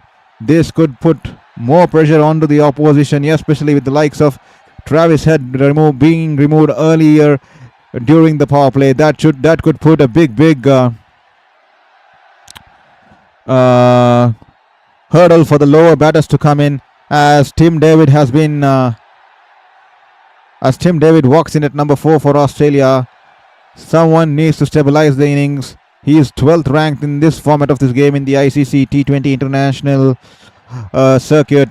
So Tim David, he can hit the ball hard, and he can take on the bowlers, and especially given the power play, he can go right from the word go on any given day, including the likes of Maxwell, who's yet to follow here. But nevertheless, a poor shot from Cameron Green to get off the mark, and an under edge, and he has to depart. Evans running into bowl to Travis Head. Wonderfully bowled, angling into the wicket, and he drives it towards the mid-off fielder. That'll just be a dot ball. A wonderful over for Evans and Zimbabwe. Just 5 runs coming, and the big wicket of Cameron Green here. And after the end of 3 overs, Zimbabwe 24 for 2. To all the listeners, thank you for staying tuned to Sports Beyond Cancer. This is Saurav Vittalmurthy. Hope you hit that subscribe button and are helping me stay motivated in this fight, in this journey, in this life, and also for vouching for me to follow my passion. Definitely the 500 number will keep me motivated to continue this for a long term. So please ensure you hit that follow button and help me reach there to the magical number there, 500, because that will give them motivation for me to invest in better tools, to bring in a better telecast of this streaming, including the likes of the lighting setting as well as the GPU settings, because our GPU seems to be crashing on several occasions during the last time too, because of covering continuous games. So we'll definitely think about investing into better tools here. So please get me that 500 number mark and share with your friends and family. So thank you everyone, as Muzerbani is into his second over. This time the ball angling from away the batter there, and Travis Head drives it through the point region, and that'll be just 1 run there.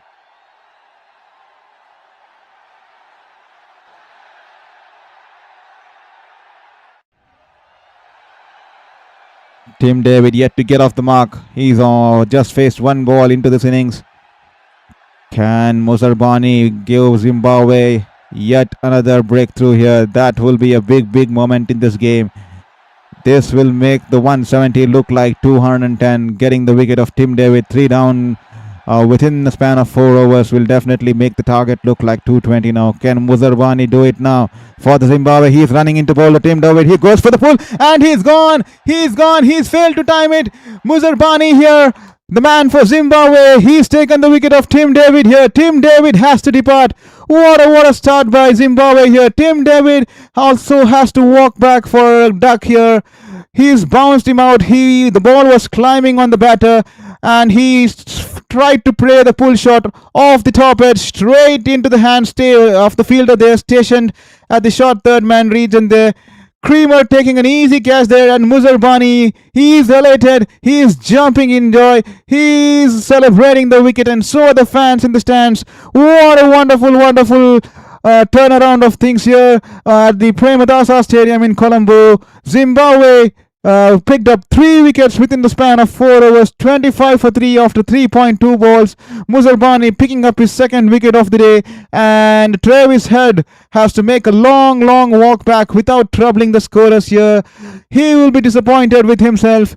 He has thrown away his wicket. The ball was quick, angling into the batter, onto his body. He swivels across and tries to force a pull. The ball going only towards the short fine leg region there, and he takes a sitter of a catch, and that will be the end of Tim David, as Australia are in trouble. 25 for 3, that's the scenario out there. 3.2 overs, 25 for 3, Tim David gone, and Muzerbani picking up his second wicket of the day, of the afternoon, beg your pardon, and that will bring Glenn Maxwell out there in the middle. Tense scenes for Australia here.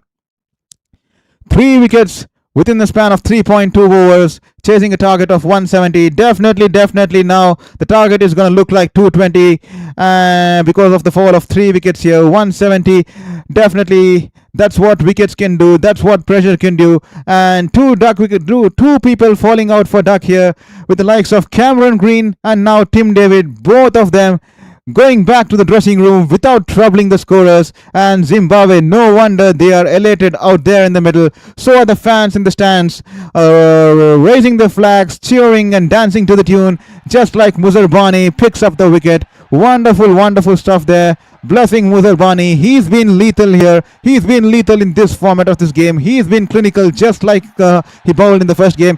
And Travis Head tries to pull it across towards the mid-wicket region, unfortunately missing it. The ball was climbing on the batter, and Muzerbani having the better of Travis Head here. That'll just be a dot ball. Well, this could be a good result if Zimbabwe managed to win here.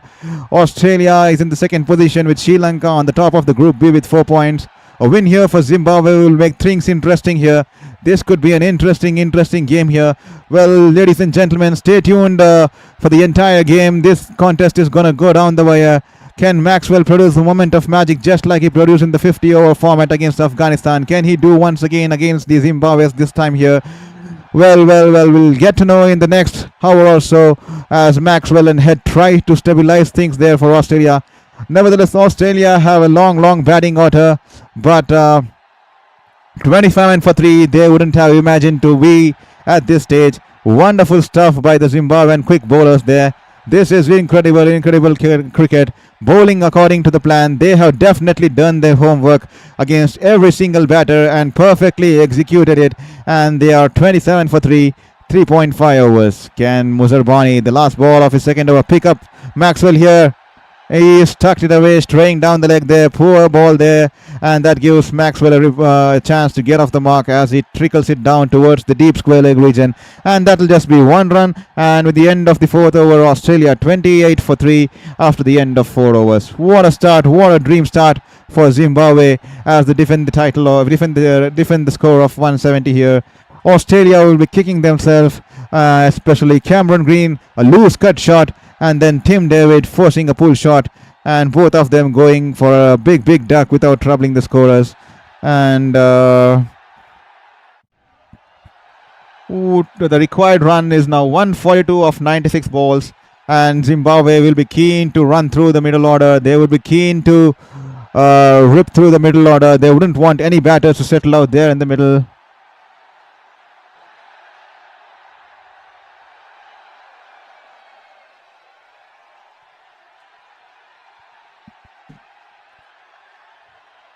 Muzerbani leading the charge for Zimbabwe. He's been lethal in this format. He's bowling the right lengths. He is quick enough. He has the wonderful variations. This time wonderfully bowled Evans. A good length delivery angling into the pads of Maxwell. Maxwell taps it gently towards the fielder, front of the cover region. That'll be a dot ball.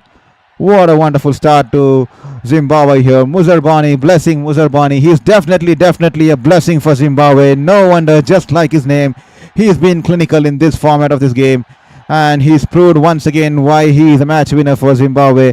Beautiful stuff there from the long, tall fast bowler. Beg your pardon. This time Maxwell is off the mark, and he drives it towards the mid-off fielder Sikandar Raza, putting in a dive towards his left, and Maxwell wills on 2 of 4 balls. The Zimbabwe fans in the stands are on the toes, dancing to the tunes with their flags held high.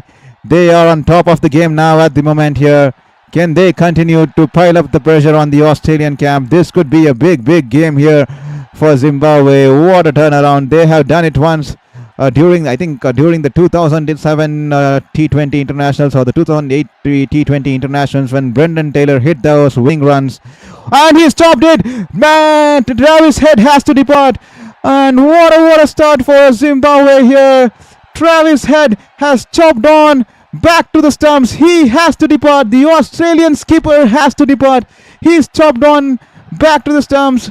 Evans is completely elated. Unlucky for Head here. An inside edge. It rolls onto his foot, and the ball rolling back to the stumps there. And the Zimbabwe crowd there going nuts there. They are on song here. They are on top here. The 4th wicket down, and the Australian skipper Travis Head will be disappointed. He has to depart for 17 of 15. Is this going to be a big turnaround in this tournament? Zimbabwe en route to a victory here. They've managed to pick up 4 wickets for nothing. 29 runs, 4 wickets down. Australia in deep trouble, chasing the 170. Wonderful start by the Zimbabwean pacers here. What a stuff there. What a stuff. A beautiful ball angling into the batter there, and Travis Head going in with the drive, only managing to find the inside edge back to his pads, and the ball unluckily rolling back towards the stump, and the bails are dislodged. And what an unfortunate way to get out, but Zimbabwe will definitely take it in this stride. The Australian skipper is now back in the dressing room, and they are 29 for 4 after 4.3 overs. And that will bring in Matt Renshaw at the middle, the left-hand batter, the 29-year-old. He will look to resurrect things for Australia here as he gets off the mark. The ball was angling into the pad's hand. He tucks it away towards the fielder in deep square leg region, and the fielder there slips for a moment and loses the ball. which gives sufficient time for the batters to come back for the second run. What stuffs here. A wonderfully bowled in swinger, and Travis has been clean bowled, chopped onto his toes, and the ball rolling back into the stumps, and the bails being dislodged. And Evans, what a start. This time banks it in short and straying down the leg, and that's a poor delivery from the bowler, and that'll be a wide ball, and the umpire will have to flex his muscles, arms there.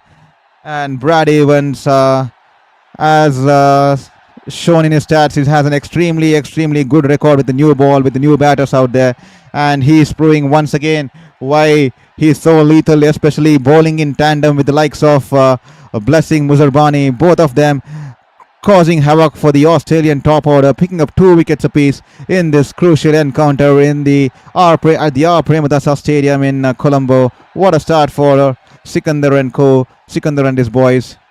A great dream stuff there from the Zimbabwean players out there.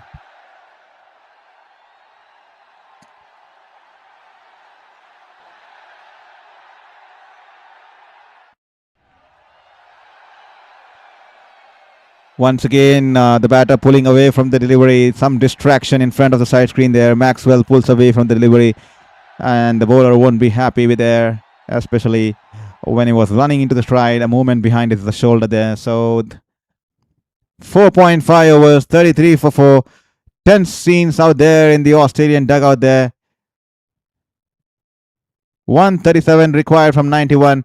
Well, we still don't have a word on Marcus Stoinis' injury. Will he be coming out to bat? Will he be coming out to save Australia from this situation? This time Maxwell taps it away towards the third man region, and the batters will cross over for 1 run. And with the end of the 5th over, Australia 33 for 4. I mean, they would have never ever imagined to be in this situation. 1 more wicket here in the next over could be incredible for Zimbabwe.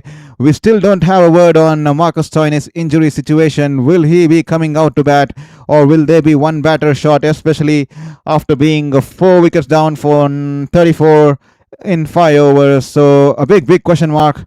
Can Stoinis come out to bat? Is the injury serious enough for him to not come out to bat? We don't know. We don't have a word on that. So let's see how things go, as the run rate now, required run rate, is climbing close to about 9.07. Oh, there we go. There we have the first sights of Marcus Stoinis. He's padded up. He's coming with his gloves from the dressing room towards the dugout. So that's the news out there from the middle. Marcus Stoinis will be coming out to bat. He seems to be walking perfectly. His hand looks taped up. He's has a bruised finger there, but he will be coming out to bat. No wonder he's a tough character. No wonder he's been called the Hulk. And definitely he's coming out to battle it out for his team out here in Colombo, especially when the team requires him to be out there in the middle and be there for the team, especially when they are 4 down for 34, chasing 170. Blessing into his 3rd over of his spell. This time poor fielding there. That was tucked away, tapped towards the short third man fielder, misfield, but the batters will come back for 2 runs as the fielder from the deep point region runs towards his left and cuts the ball before the fence. So to all the listeners who have joined us, please don't forget to share this channel with your friends and family, to all the sports friends, to all your sporting clubs, your sporting communities. Also share it with your friends and family and everyone you know who loves sports and sports commentaries and watch-alongs. So that's the situation, and don't forget to subscribe too. And that's the situation out there. 34 for 4 after 36 for 4 after 5.2 overs, and 37 for 4 after 5.3, beg your pardon. And Muzarbani, he bowls it tall. His release height is 2.26 meter. He's a tall lanky pacer, and he generates good bounce from the surface. He uses his height to his perfection, and he's proved why he is so lethal in this format of this game, picking up 2 wickets already in this game, and he picked up 3 in the previous game. He has been a real blessing in real terms for Zimbabwe in this format. This time he's running in to bowl to Renshaw. Can he get a wicket here? Can he get his 3rd here? Renshaw leaves the ball around to the keeper. The ball was outside the off stump. Good length delivery, and Renshaw pulling away from playing the ball and respecting the bowler and the ball there. Wonderful line. A teasing line for Renshaw, but he decides to leave it away.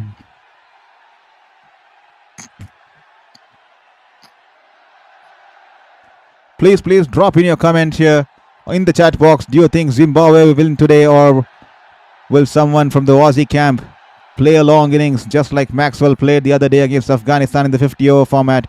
Can someone take the Aussies home, or will Zimbabwe upset the Aussies here once again? This time, no run there. A dot ball once again. Muzerbani, wonderful with his short length deliveries. The ball climbing on the batters. He hits the length consistently, and he has picked up two crucial wickets today. The Australians are in trouble. They will have to somehow build a partnership here. They will have to take it slow, have short-term goals, have short-term targets, and then take the game deep and see how things go on from there. But with Glenn Maxwell out there in the middle, he knows only to play the game in the one way. He takes on the bowlers irrespective of the situation, and that's something could be a blessing or a disaster for Australia. You never know. He's that sort of a player, high risk, high reward sort of a player. So let's see how things go. When with that, the power play is completed. 6 overs are done. Australia 38 for 4, and 132 required of the next 14 overs, and that will be the first drinks break of the second innings here, as Australia are en route towards the chase of 170. What a start we have had in the second innings. I mean the Australian chase. And let's have a look at the scorecard. And Josh English caught by the wicketkeeper Musekiwa, ball Muzerbani, wonderful catch from the keeper there. Then Travis Head chopping on, unlucky, the ball rolling onto his toes, and then back Andrew, the ball being chopped onto his toes and then rolling on back to the stumps, and the bails being dislodged. Cameron Green, a loose shot there. And he found an under edge, and he had to be dismissed for duck. And Tim David following up with a duck too. He was cramped for room. A short pitch delivery angled into the batter there, and the ball was climbing on him. He tried to pull, and he being hauled out of the fine leg region. And that's the scenario out there. 4 batters being dismissed in the power play. Australia 38 for 4 and seem to be in deep trouble. Glenn Maxwell and Matt Renshaw are out there in the middle. But one positive sign was seeing Marcus Stoinis walk out there in the middle with his pad and gloves, his hands taped up. So that's pretty sure that he will be out there fighting for his team there. Thank you, Merlin Yakas 321. We will take this one home, team. Thank you for your comment there. Thank you for your letting us know that you are rooting for the Zimbabwe here today. You are rooting for the Zimbabwe to take this home today. Well, definitely the signs look promising for Zimbabwe. 4 wickets within the power play. They have dented the Australian batting order. Can they pile up more pressure by removing this pair and going down deep into the lower middle order and the lower batting order? Well, you never know. The Australians bat deep, and this could be an interesting contest, but nevertheless, Zimbabwe having the upper hand. And thank you, Merlin Ackers 321, for your comment. Definitely Zimbabwe are looking to take it home from here. This could be yet another wonderful cricketing spectacle. The middle phase, this is going to be crucial, how they're going to play Sikandar Raza and Creamer here. So the introduction of spin here, taking the pace away from the ball. They have a long batting lineup, but 4 wickets down. And how fit is Marcus Stoinis? How comfortable can he be with the bat? He is carrying an injury. He's been injured in the first innings, and will that restrict his free playing style? Will that be a concern? But nevertheless, he's padded up. So let's see how things go. So that's the scenario out there in the middle. Australia 38 for 4 from 6 overs. The target 170. The required run rate just below 9.5. Sikandar Raza hiding the ball from the batter there, and wonderful ball angling into the batter there. A full length delivery. Renshaw happy to give the strike back to Maxwell. He drives it towards the long on region. That'll just be 1 run here. Well, Marlin has made it clear that he's supporting Zimbabwe there.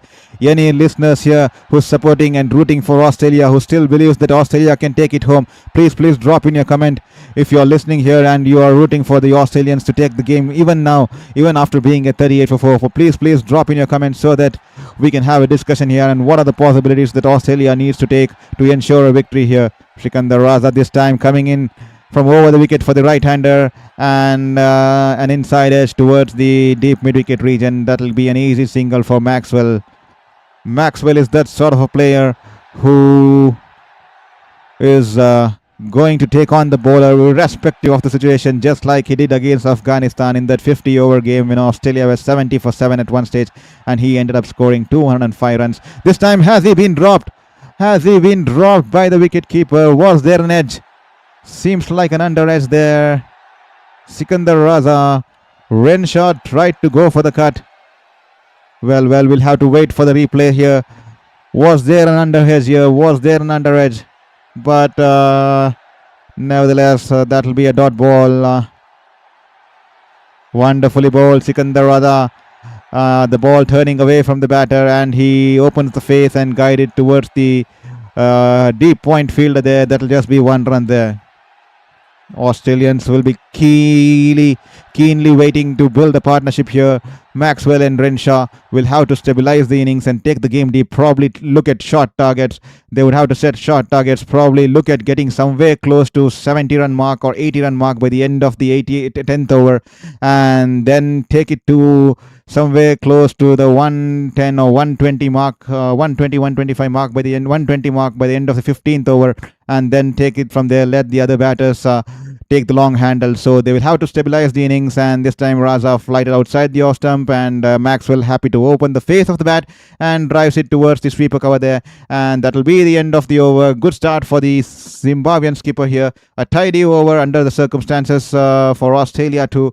So that will be just 4 runs coming off the over, and Australia 42 for 4 after 7 overs, and the run rate slowly inching towards the double figure mark here.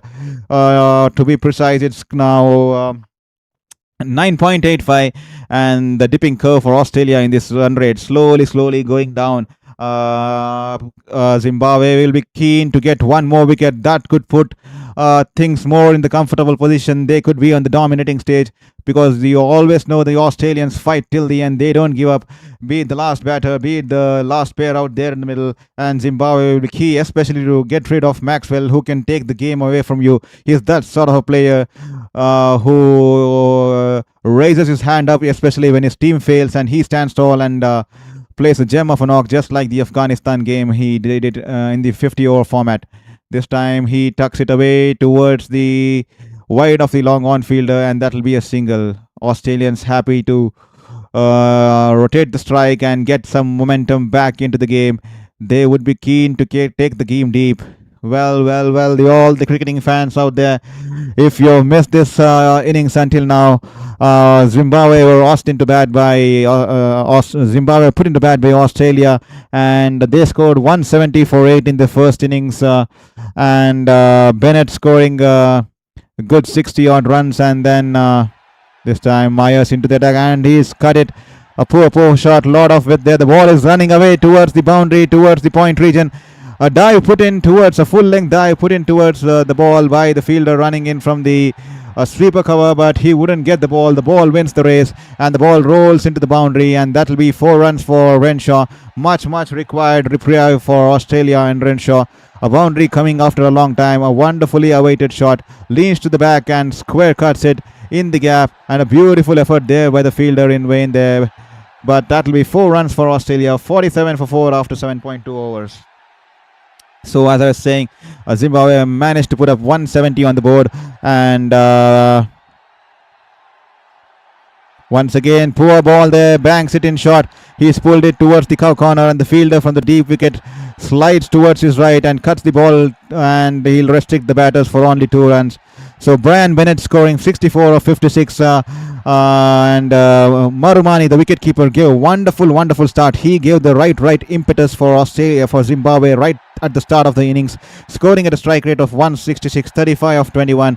Then Ryan Burl, who was promoted up the order, played a decent knock, 30 ball 35. Sikandar Raza giving the finishing touch with a 13 ball 25 with a strike rate of 192. And Zimbabwe reaching 169 for 2. And in reply, Australia started pretty okay in the first 2 overs, and then Blessing Muzurbani picking up Josh English, a wonderful catch by the wicketkeeper, and then Travis Head unlucky to be chopping on to his pads, and the ball rolling back to his stumps, and he being dismissed by Brad Evans for 17, and Cameron Ginn and Tim David walking back to the pavilion without troubling the scorers for Big Duck and Glenn Maxwell and Matt Renshaw out there in the middle. Their partnership slowly building up here. They are trying to stabilize the innings. So that's the story out there from the middle. To all the listeners who just joined us, or to all the listeners who have just come back from their work for the lunch break, or who have just come back home, given it's a weekend or if it's a half day for you. So that's the story out there in the middle from the R. Premadasa Stadium in Colombo.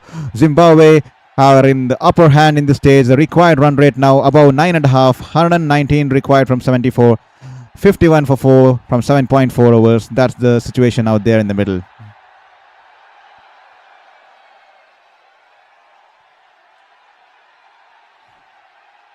Well, we have listeners in our chat box who are rooting for Zimbabwe. Pretty surprised we don't have any listeners supporting Australia, as we don't see any chats in regards to any person supporting Australia. Well, this is going to be an interesting poor ball there. He tries to pull it towards the fine leg region, but hit it towards the fielder there. That'll be a dot ball. There was 4 runs on offer, but Maxwell missing out on that. 9 runs from 13 balls. Maxwell, is he going to break free here?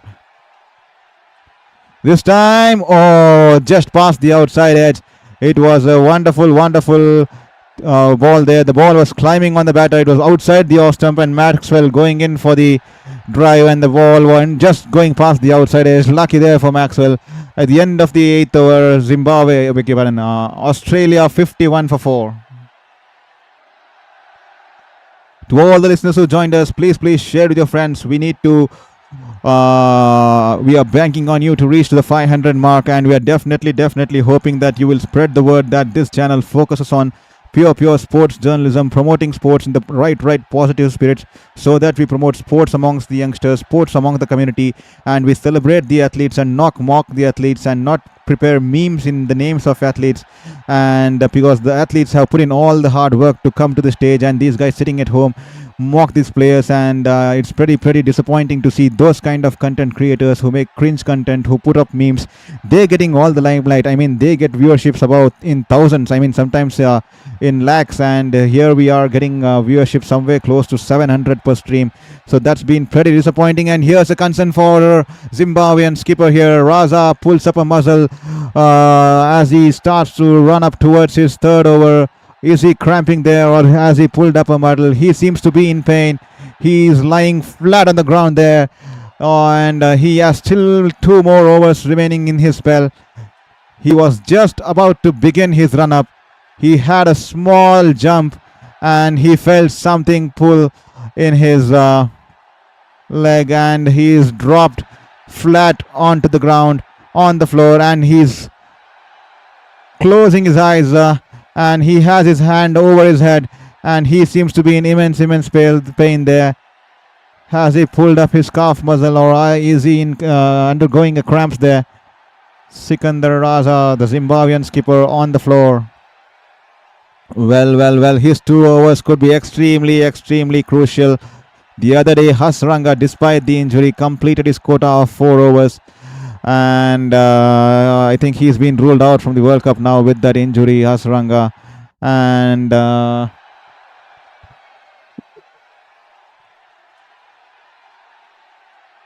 well, the physio is out there. Not sure what's happened out there, what the injury is.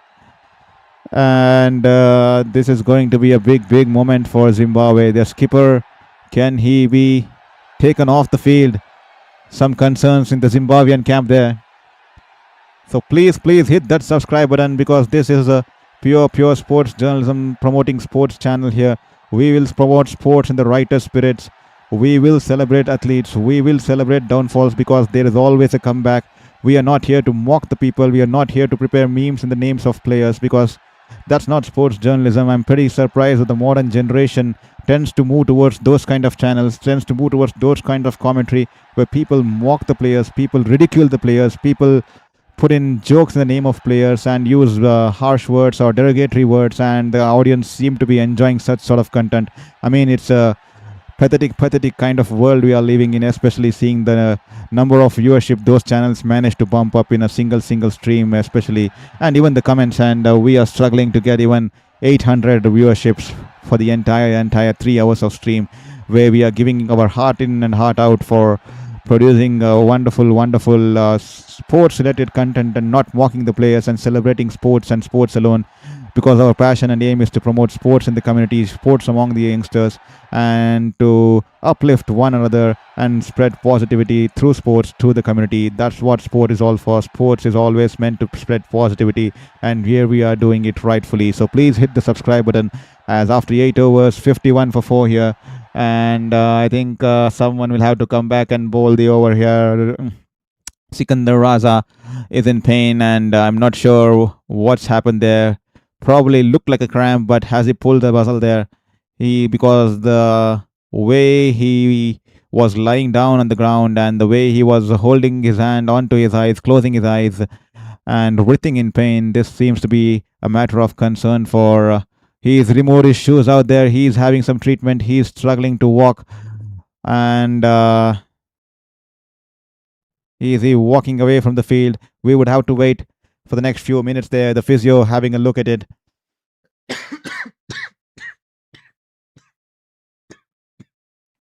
Beg your pardon there. I think he's decided to walk there. He is going back towards the dressing room. Sikandar Raza. He's slowly limping away along with the physio. That's disappointing here. That's disappointing. That is completely unfair. The Zimbabwean skipper would have to make the long walk back. He was into his third over and he's been injured. And that will be a sad story for the Zimbabwean skipper and Zimbabwe, especially with 2 overs left in his spell.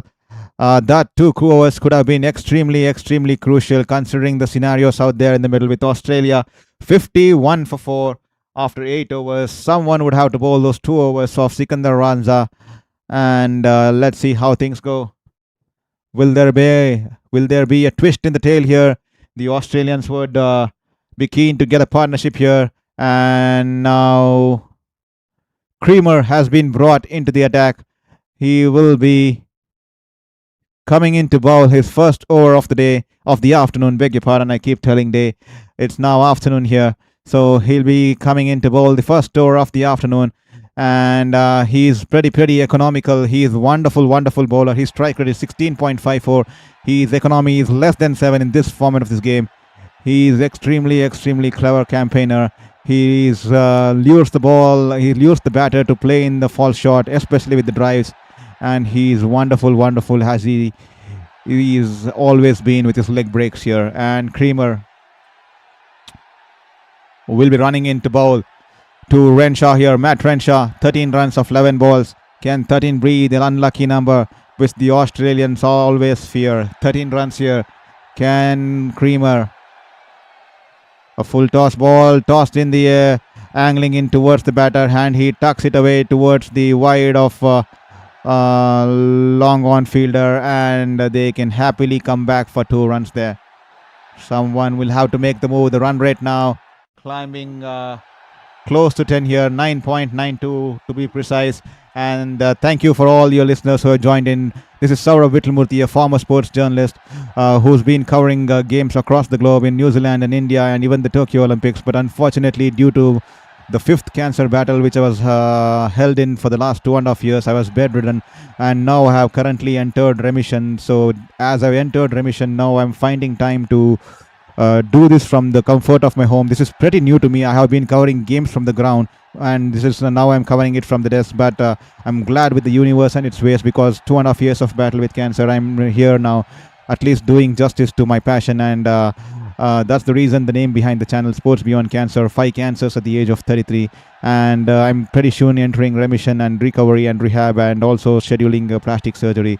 So this is the way I can stay connected to my passion, stay connected to my inner calling, for which I was connected all these years. I have worked across the sports media fields across the globe, and here I am starting a YouTube channel. So if there's some mistake from my end, please forgive me. I'm on the learning curve, and hope you all support me in this journey, support my cause, support my fight, but more importantly, support the passion and the support for the love for sports. So here he is, and Renshaw taps it towards the wide of long off fielder, and that will be 2 runs.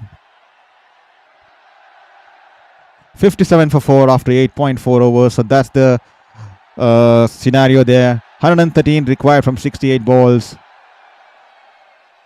Maxwell will be a key player in this chase. He can go the long way. He can take on the bowlers. This time wonderfully bowled, angling into the batter, and he gently tucks it away towards the mid-wicket region, and he'll pick up a single there.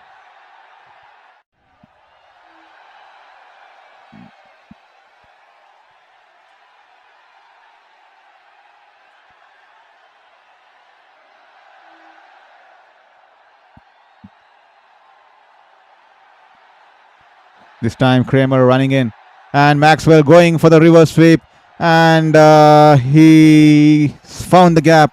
The ball going over the point fielder there, and the ball couple of bounces into the boundary, and that will be a good end to the over for Australia. 11 runs coming off it, a productive over for Australia here, and that will be 62 for 4 after 9 overs. Australia slowly building a partnership here. The partnership now inching 33 runs from 27 balls, and Australia slowly trying to find the momentum back into this game. 108 runs required of 66. That's the situation out there in the middle. Zimbabwe will be keen to get the wicket of Maxwell here. He is someone who can take the game away from you within a matter of moments here. He has the ability. He is a proven match winner, especially under such circumstances. He can take the game away single-handedly, and he's shown it time and time again that he has all the skills and all the potential to play that sort of an innings, and he is a fearless cricketer. He doesn't care about the situation. He doesn't care about the scorecard. All he sees is the bat, and all he sees is the boundary fence and his aggressive cricket. So that's Maxwell for you, and he can be a brutal threat for Zimbabwe as they try to defend this chase. Mazagadza, the left arm spinner, into the attack, and he's tapped it back to the bowler there, Renshaw. That'll be a dot ball. Mazagadza, 48 wickets of 77 games. With this time angling towards the middle end leg, and he tucks it away towards the deep mid-wicket fielder. Maxwell was interested for a second run, but the ball is returned back quickly to the bowler there. They will have to be content with just 1 run there. Well, any Australian fans in the audience there, please show in your support in the comment box. We have a lot of Zimbabwean fans today in the comment section, so let us know if you're there rooting for your country, rooting for your team there the Aussies way. Please do let us know. Mazagadza this time changing his sides. This time wonderfully bowled. The ball pitching on leg and angling into the pads. Maxwell happy to drive it towards the long on region. The wind predictor now slowly climbing in for Australia. 42% in favor of Australia, 58% in favor of Zimbabwe. 1 more wicket here, and Zimbabwe will start to believe. That they are well within this game here. This time banks it in short, and Renshaw rocks back and taps it away towards the sweeper cover. 1 run there. Australia trying to take the game deep. They are building a partnership here. They are trying to stabilize their innings here. They already managed to score around 35 runs in this partnership. Slowly finding their way back into the game, especially after being 35 for 4 or something at one stage. They were looking at a dead end there. The pair out there in the middle slowly trying to bring back that momentum. Australian fans in the stands enjoying the time there. They would be keen to see Australia taking this game away from the Zimbabweans here. Mazagadza to running into bowl to Maxwell here. This time a full toss. Surprise there. Maxwell decides to play a safe shot. He tucks it away gently towards the deep square leg region, and the batters come back for 2 runs. Extremely surprising. Maxwell didn't take on that full toss. It was angling into the pads, and normally he would have gone for the big hit, but under circumstances he's read the situation. He is trying to pace his innings. He's tapped it gently towards the deep square leg fielder there, and 2 runs for Maxwell and Australia. 17 of 18 Maxwell now. This time tries to back away towards leg side. What wonderfully bowled there from Mazagadza. Angles it into the batter, giving him no room there. Maxwell would have probably wanted to go inside out or over the infield in the offside, but wonderfully tracked towards the batter there. Angled into the pads, and he taps it back to the bowler there. That will be a dot ball to end the over. A good over for Zimbabwe. A great start for Mazagadza here. He's given away just 5 runs of his first over, and Australia 67 for 4 at the halfway stage in this stage. Please don't forget to hit the subscribe button if you're loving this commentary, and hit the bell icon so that you stay tuned for all the games we are going to be covering. Not just cricket, we are going to be covering a multitude of games because I was a sports journalist covering a lot of games, including the Tokyo Olympics, and I'm pretty bummed that I couldn't cover the Winter Olympics this time. That's going on wonderfully well, but nevertheless, we are enjoying the ICC Men's T20 World Cup 2026, and hope you please show in the support. We are just starting to build this channel. We are just starting to find hope back into our life, especially the 5 battles of cancer at the age of 33. So this is going to be a big curve for me, not just in terms of following my passion, but in terms of my life too, and to find my inner calling and get back at life. So thank you for all the support you guys have shown me, and thank you for hitting that subscribe button, and please do share with your friends and family who want to enjoy pure sporting content, not some cringe content, not some meme creator who's talking derogatory words and mocking the players in the name of live reactions and sports commentary. That's not something we encourage. That's not something we want to spread. We want sports to promote the right sort of positivity and the right sort of sportsmanship spirit. I know all you guys out there have tuned in this channel to listen to real sports commentary, and I hope I'm doing some justice to it, and thank you for all the love. And this is something new to me, especially doing it via YouTube, and this is a learning curve, and if I'm doing any mistake, please bear with me and forgive me, and this is just a learning curve. I'll definitely improvise. Please hit the 500 number. We'll definitely invest in some of the tech and some of the tools so that we can bring in better content for you, and thank you so much for all the love you showed me. I mean, I'm pretty bummed because the viewership across the 3 hours is not even crossed 900, and there are these meme creators and these players who mock at the players and say derogatory stuffs and create memes and say cringe content. They have thousands and thousands of viewership, lakhs of viewerships within a span of no time. So that's been pretty concerning. But nevertheless, this time Kramer into the attack. Maxwell goes for the reverse sweep, completely missing the ball.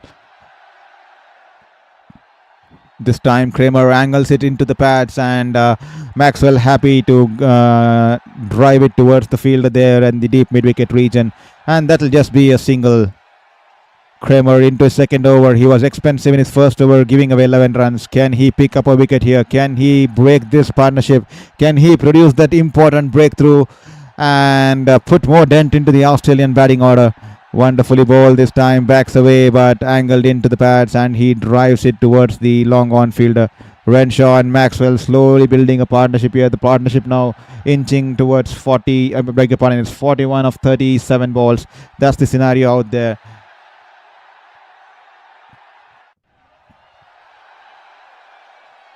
Kramer running in. He's wonderfully flighted the ball. Tossed up in the air. Maxwell doesn't take the bait or doesn't want to play the risky shot. He's pacing his innings. He's drived it towards the wide of long on fielder. Myers there comfortably collecting it and is quick to release the ball back. The batter's having time to oddly cross for a single there. Well, any Australian fans out there in the audience, please show in a support. Do you think Australia is going to win the game? Drop in a chat here. Or any Zimbabwean fans there, who do you think will provide the breakthrough? Please let us know who should be coming in. Or will the injury to Sikandar Raza be a big concern? Will the 2 overs be the turnaround point in this game? This time he's tucked it away towards the deep mid-wicket fielder. That'll just be 1 run there. And with that, the culmination of the over from Kramer there.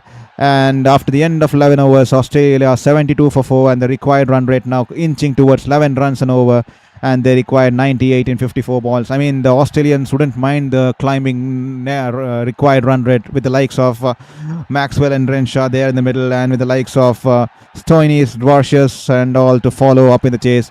Zimbabwean fans out there enjoying their moment as they dance and jump along the stands. They are having their moments. They are singing the song, and the flag is in the air. They are enjoying this game. They are enjoying the situation. They have given themselves an outside chance here. 72 for 4, and they seem to be promising game out here at Colombo here for them. The fans have come in numbers, and so that's a wonderful stuff. The team has paid back by giving a wonderful performance. This could be the last hour of the game, the last 45 minutes. This is going to be an interesting contest. Stay tuned as Mazagadza is back into the attack, angling into the pads, and he tucks it away towards the deep mid-wicket region. And there your sights of Sikandar Raza. He seems to be back on his toes. He's popping up some pills, probably painkillers. He's a man. He's a man of character. He is definitely going to come back and bowl those 2 overs. He wants to fight there for the team, and he wants to be there for his team, especially in this crucial game against Australia, where they have upper hand of the situation, and his 2 overs are going to be extremely key. And he realizing it, and he is going to definitely come back onto the field. There you are, visuals of him popping in a tablet, visuals of him getting ready to come back into the ground. Great character there. Leadership stuff there from Sikandar Raza. This time Mazagedza shortens his length as soon as he saw Renshaw stepping down the ground, charging down the wicket, and Renshaw just managing to drive it towards the deep mid-wicket fielder there. That'll just be a single. Great bowling there from Mazagedza. As soon as he saw the batter charging, shortens his length and angles it into the batter, giving no room there and no space, and cramping the batter for room there, and that'll just be 1 run. Mazagedza this time, and Maxwell goes for the reverse sweep.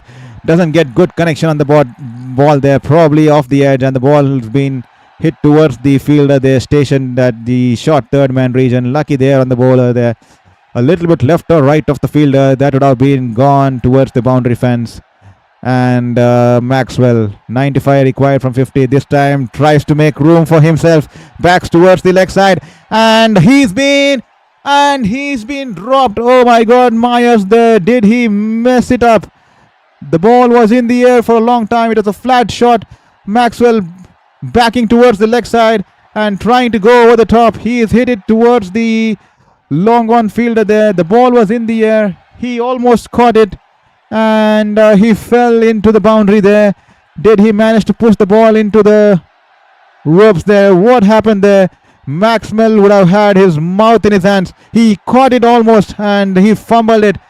He jumps it in the air, times his jump wonderfully, but fails to latch on to that ball. And once he realizes he's falling into the rope, he's tried to push the ball back into the field of play, but unfortunately his toes have touched the ropes, and that will be 6 runs for Maxwell, and that 6 will bring 52 runs of 46 balls. The partnership, beg your pardon. That's a reprieve for Maxwell. He would have had his heart in his mouth right since he hit the ball. He would have definitely known that he didn't get sweet connection on the ball there. And once again he goes inside out, and the ball, wonderful fielding there in the sweeper cover region from Madande. What a wonderful stuff. He's put in his life behind the line here. He stops the boundary and he goes past the boundary, and the ball once again was rolling towards the boundary rope, and he puts in yet another drive and pushes the ball within the field of play. Wonderful commitment there from Madande. What exceptional stuff, athletic stuff out there. Beautiful fielding there. The umpires taking it upstairs to check the boundary, but nevertheless, what commitment, what hunger for the ball. Madande giving it his all on the field. Beautiful stuff there from Madande. Maxwell, extremely lucky, dropped off the previous ball. It was a tough chance, but at this level you are supposed to take those catches. He timed his jump well, but early in closing his hands, and the ball popping out of his palm, and unfortunately Maxwell has been dropped from Zimbabwe's perspective. But Australia will be extremely happy. Great stuff there from Madande. Beautiful fielding there, as the replay shows. He's come back into the playoff action after stopping the ball initially, and the ball was rolling back to the fence, and he's once again jumped and probably looks like he's lifted his feet in time, and in the air, and he's managed to flick the ball for the second consecutive time into the field of play there. Great stuff, great commitment there from Madande. What beautiful fielding out there in the deep. That is how you need to field. That is how you need to put your body behind the ball there. And to all the youngsters watching there, that is how you need to field. Commitment out there, never give up till the end, and he's shown it there out in the field in the deep. Wonderful fielding there by the substitute fielder Madande. He is fielded wonderfully. He's contributed wonderfully. He saved 2 runs for his team there. 83 for 4 after 12 overs, and Creamer is into the attack this time. Renshaw going across the off stump, and the ball was too close to the stumps, but he's managed to sweep it towards the deep fine leg region there. No field protection out there in the deep, and that will be a bounder for Renshaw and Australia. 83 from 47. The Austrian the partnership now going over 50 runs. and slowly they are trying to get that momentum back into this chase. They have the big hitters coming down the line, and this partnership extremely crucial with the required run rate now 10.88. Creamer this time a little bit shorter, and Renshaw rocks back and pulls it towards the deep mid-wicket fielder. That'll just be one run, and Australia requiring 82 of 46. Wonderful stuff as we once again watch the highlights of the fielding there from the substitute fielder Madande. Incredible stuff, incredible commitment. He's been wonderful, beautiful fielding out there in the deep.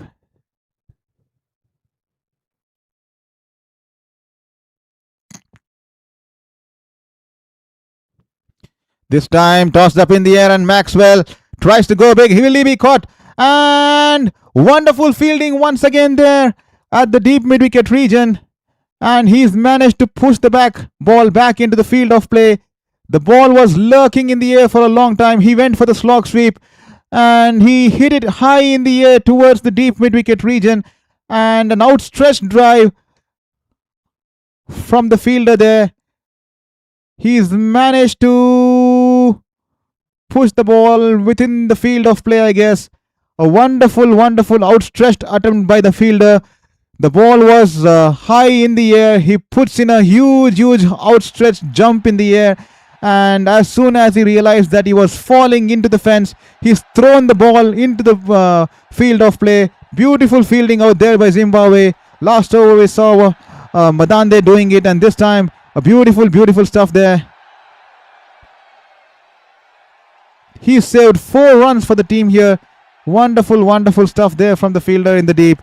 Wonderful concentration, wonderful fielding there. Beautiful fielding as we go back to the visuals there. Full stretched dive, and as soon as he realized he was falling into the fence, he's thrown the ball into the field of play. The bowler is appreciating the field there. Beautiful stuff as Renshaw picks up 2 runs off the next ball. And Australia 91 for 4, 12.4 overs. A lot of Sri Lankan youngsters out there in the stands today to get some good cricketing action. I'm definitely sure they wouldn't be unhappy about being here, especially in such a sort of a contest which is poising towards a wonderful game. 7 hours more to go, and this is looking like a wonderful game on our cards. The last 7 hours is going to be extremely interesting. It could sway either way. 78 for 43. Can Zimbabwe pick one more wicket here? This could be extremely crucial. Can he get Maxwell here? This is a full toss. This time he goes for yet another sweep, and this time one bounce towards the fielder in mid-wicket region there. Completely failing to get good connection on good meat of the bat there. And that will be just 1 run to end the over. And with the end of the 15th over, with the end of the 13th over, Australia are 93 for 4, and that will be the end of the over for Graham Creamer. He's bowled 3 overs for 26, and great fielding effort from Zimbabwe, saving about 6 runs in the last 2 overs due to courtesy. Their wonderful fielding, putting the body behind the line and showing 100% commitment out there. 200% commitment out there. And Australia are requiring 11 runs from per over henceforth en route to this chase, requiring 77 of 42 balls. Glenn Maxwell 30 of 28. He can be lethal under such circumstances. He's shown it time and time again for the Australians. He's a proven match winner. He showed it how he won it against Afghanistan in the ICC 50 over World Cup. And no wonder this is the kind of situation he thrives in. This is the kind of equations he fancies chasing. And this time he goes for the reverse sweep, and the ball well outside the off stump, and no signal from the umpire there. Maxwell is not happy there. He is asking the umpire for a wide ball, and the umpire is not interested at all. Nothing doing here. He says play on. That is not a wide there. Maxwell nods his head. He is completely unhappy with the decision there. And Mazagadza this time, as Maxwell tries to go big, as he hit it towards the fielder, just short there. The fielder from long on was running in. He was going in for the catch, but the ball too short. He didn't time it well, and luckily that will be just 1 run there towards the long on. And still Maxwell having a word with the umpire. He's frustrated in regards to the previous delivery not being called a wide there, and he's still having a chat with the umpire there. He's frustrated. And now Australia 94 for 4 after 13.2 overs. Mazagadza bowling into Renshaw. Renshaw goes big. That was a half tracker in the hitting arc, and Matt Renshaw hitting it straight over the bowler's head. And the ball goes towards the side screen. That will be a maximum. That will be a much required maximum for Australia. With that 6, Australia bringing in the 3 figures. They have notched up the 100. 100 runs for Australia, 100 for 4, and 86 meter 6 hit straight towards the side screen. And Australia reaching up 100 in 13.3 overs, and they are slowly well within the chase. The partnership now growing to 65. They have managed to build back from the earlier damage with the Zimbabwean bowlers had caused. And Renshaw hitting a 6 there, racing to 40 off 28. He's been batting wonderfully. He's paced his innings wonderfully. He's been the backbone of this innings. This time goes for the sweep shot. Poor ball there, angling into the leg, and Matt Renshaw going across the stumps, and he sweeps it past the shot, the fine leg fielder there, and the ball trickling away into the boundary. 4 more runs. That's an expensive over for Zimbabwe. 66 required of 38 balls. Are they losing the plot here? The Australian fans in the stands have finally found their voice. They are now finally back onto the toes. At one moment they were all distraught and sitting in silence, and now they have found their voice and they are standing tall, and they are all now celebrating this boundary from Matt Renshaw. They definitely believe that they are back in this game. This time Matt Renshaw rocks back and taps it towards the long on. That will be a single. 65 from 37. Can Zimbabwe get a couple of breakthroughs here? That will be extremely key for Zimbabwe to get a hold of this game, or Australia is definitely going to go away with the game if you don't end up picking wickets, because they won't be worried about the required 10.5 runs over. They have the powerhouse right there out in the middle, and with the batters to follow. This time bowled it in a little bit short, angling into the wickets, and he tries to force his drive, and he's hit it straight to the fielder in the cover regions there. Thank you, Merlin Akers, 321. Things getting a bit tricky for my Zimbabwe. Come on, team Zimbabwe. Definitely. Zimbabwe definitely needs the support. They definitely need the support of you fans. And as seen in the stands, the people, Zimbabwe fans, have come out in decent number to support the team. And no wonder Zimbabweans have given Australia a wonderful scare. And definitely they would be eager to take the game away, especially after putting Australia in that kind of a situation. It was definitely Zimbabwe on the upper hand, but this partnership definitely needs to be broken. Just like you have mentioned, Marilyn Akers 3-1. Definitely this partnership needs to break. Someone needs to get in a breakthrough.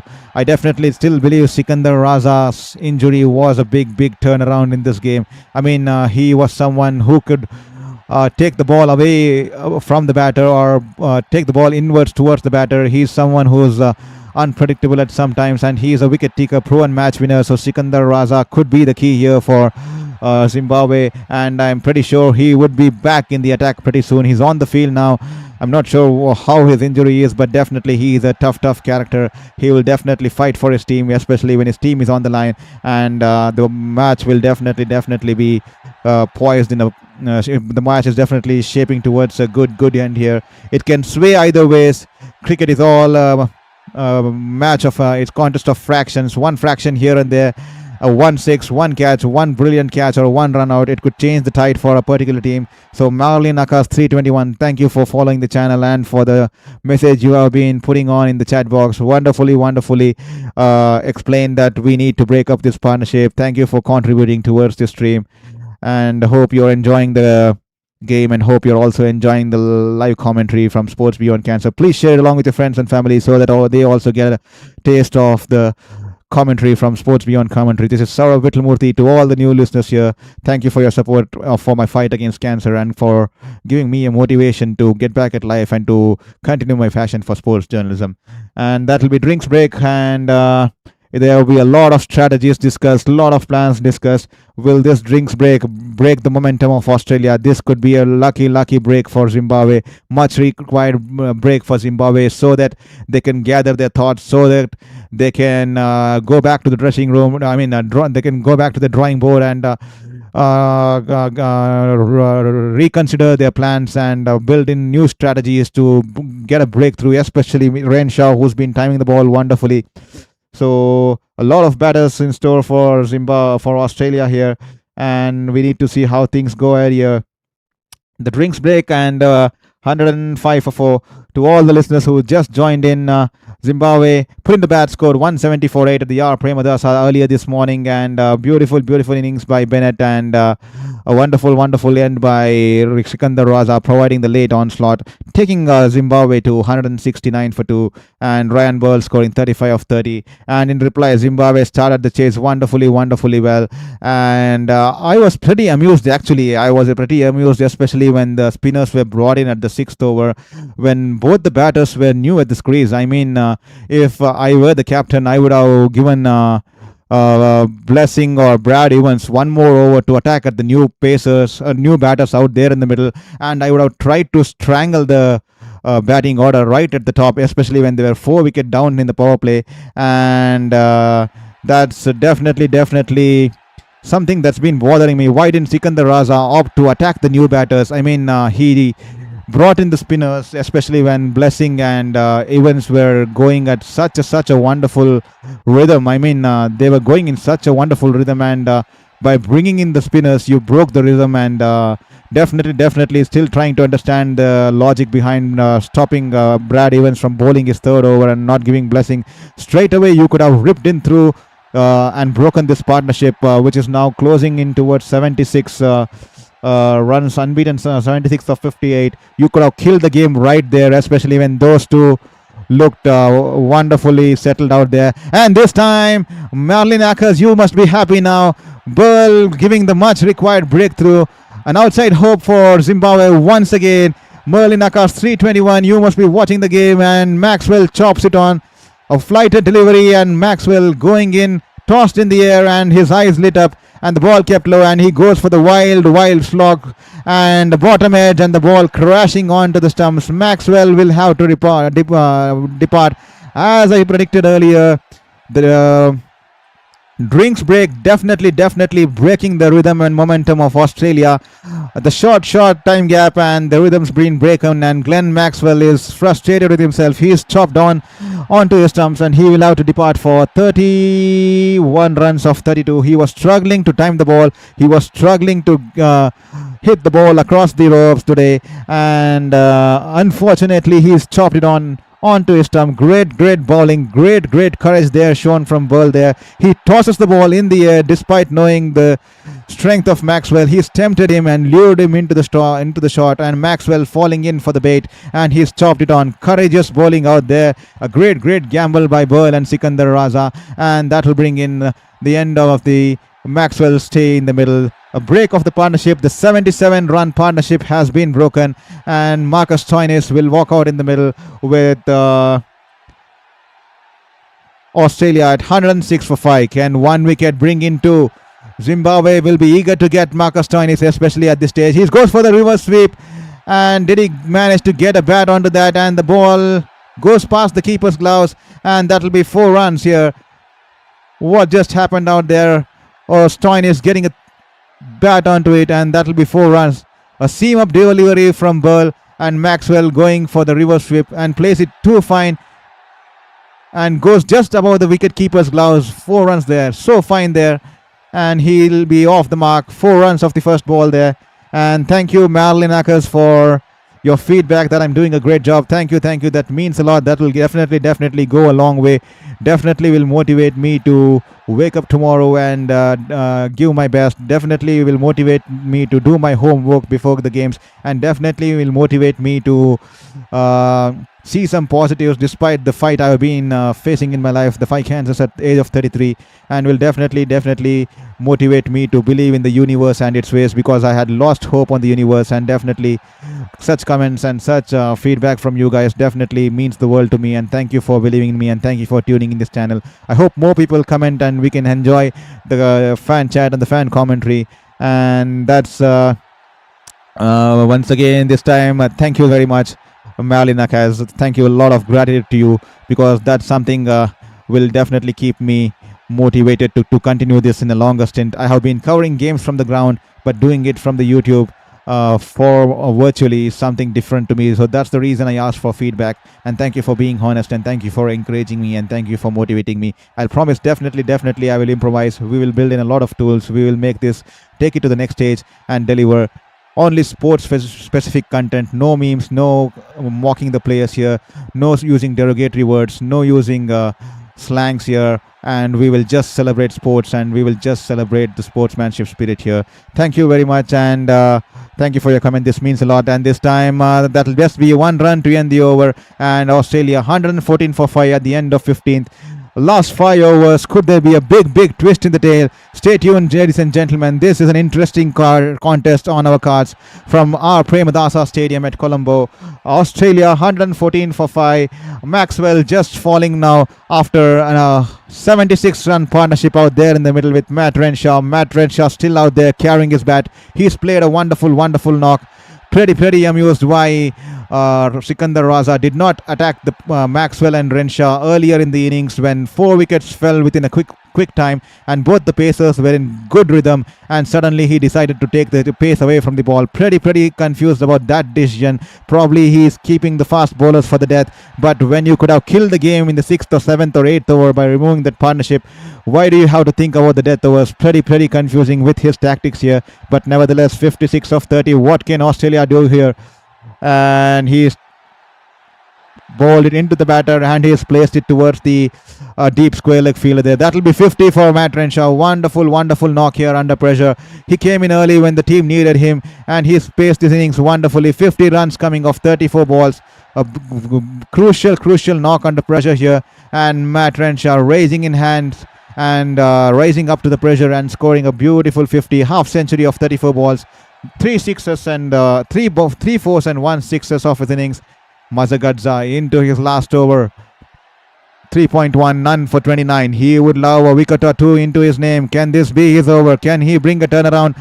And he bowls it a quicker one. He darts it in towards the off stump, and Stoin is happy to hit it towards the long off region and give the strike back to Renshaw. Renshaw will fancy taking on the left-hand spinner here. Stoinis earlier was injured as he was hit by a ball, smashed back by Burl of his own bowling, and he is carrying an injury. He is taped up. Not sure how much more, what the impact could be, and would he be comfortable playing those long shots? We never know. He's taped up, so let's see how things go this time. Renshaw once again driving it towards the long on region, picking up a single. The Australians happy to pick up singles here. The required run rate slowly climbing towards the 12 run per over mark. And this is going to be a key contest. This time angling into the pads, and he goes for the sweep shot, and he is not managed to time it. Probably that could be his injury, the injury to his wrist, and that's a wicket there. The ball was dying on the fielder there, the deep mid-wicket region, and he's been caught. Stoinis will have to depart. He has to go. He would have to take the long back towards the pavilion. He tried to sweep the ball, but he's managed to hit it too straight towards the deep mid-wicket fielder there. And the fielder there, the ball was dying on him. He had his eyes on the ball till the end. He dives forward and latches on to the catch, and that will be the end of the Marcus Stoinis here. He has been dismissed for 6 runs of 4 balls, and that will be a big breakthrough for Mazagadza and Zimbabwe. A key wicket considering the circumstances. Can 1 wicket bring in 2 here? Zimbabwe will be keen to get another wicket, so will be Mazagadza. He picks up his first wicket of his day. He's bowled wonderfully today, especially the lines against Maxwell and the likes of Renshaw. He's restricted their free run flow, and he's been rewarded with a wicket here. But can he get 1 more wicket? 2 more balls left in his spell, and the required run rate now going over 12.23 with the fall of that wicket. Australia wouldn't mind that steep climb in run rate. They have all the powers within their lineup. They have a lot of power hitting batters to come, and this could be an interesting shade. It's extremely key that Matt Shah carries his bat throughout the innings. He will be a key wicket for Zimbabwe. Dwarcius is now out there in the middle, and 2 more balls left in the spell for Mazagadza. Can he pick up 1 more wicket? This is going to be an interesting contest, folks. Please stay tuned. This game is poising towards and shaping towards a wonderful end. This is definitely going down the wire. Mazagadza bowling to Dwarcius, and he drives it calmly towards the fielder at the long on region, and he will be off the mark. The required run rate 12.48 years. Toynes tried to sweep it towards the deep square leg region, but unfortunately he hits it towards the deep mid wicket region, and he's been holed out in the deep. And wonderful catch there. Great way he held on to the bat ball. This time, poor ball there. Straying down the leg, and the keeper puts in his legs to stop the ball, but the ball going away to the boundary. I think he's managed to get a fine edge. Poor ball. Straying down the leg, and Mazagadza is frustrated as he closes his eyes with the cap there. He's frustrated, and the ball's gone for an unnecessary boundary. He doesn't end his spell on a high note. He would be disappointed for throwing in a gift for Renshaw extremely under these circumstances. 48 of 24 balls. That's the situation out there. An unwanted boundary gifted there for Australia from Mazagadza, and that will be the end of spell for Mazagadza. 8 runs coming off the last over, and Mazagadza finishing his spell. 4 overs, 36 for 1. 48 required from 24 from the R. Premadasa at the R. Premadasa.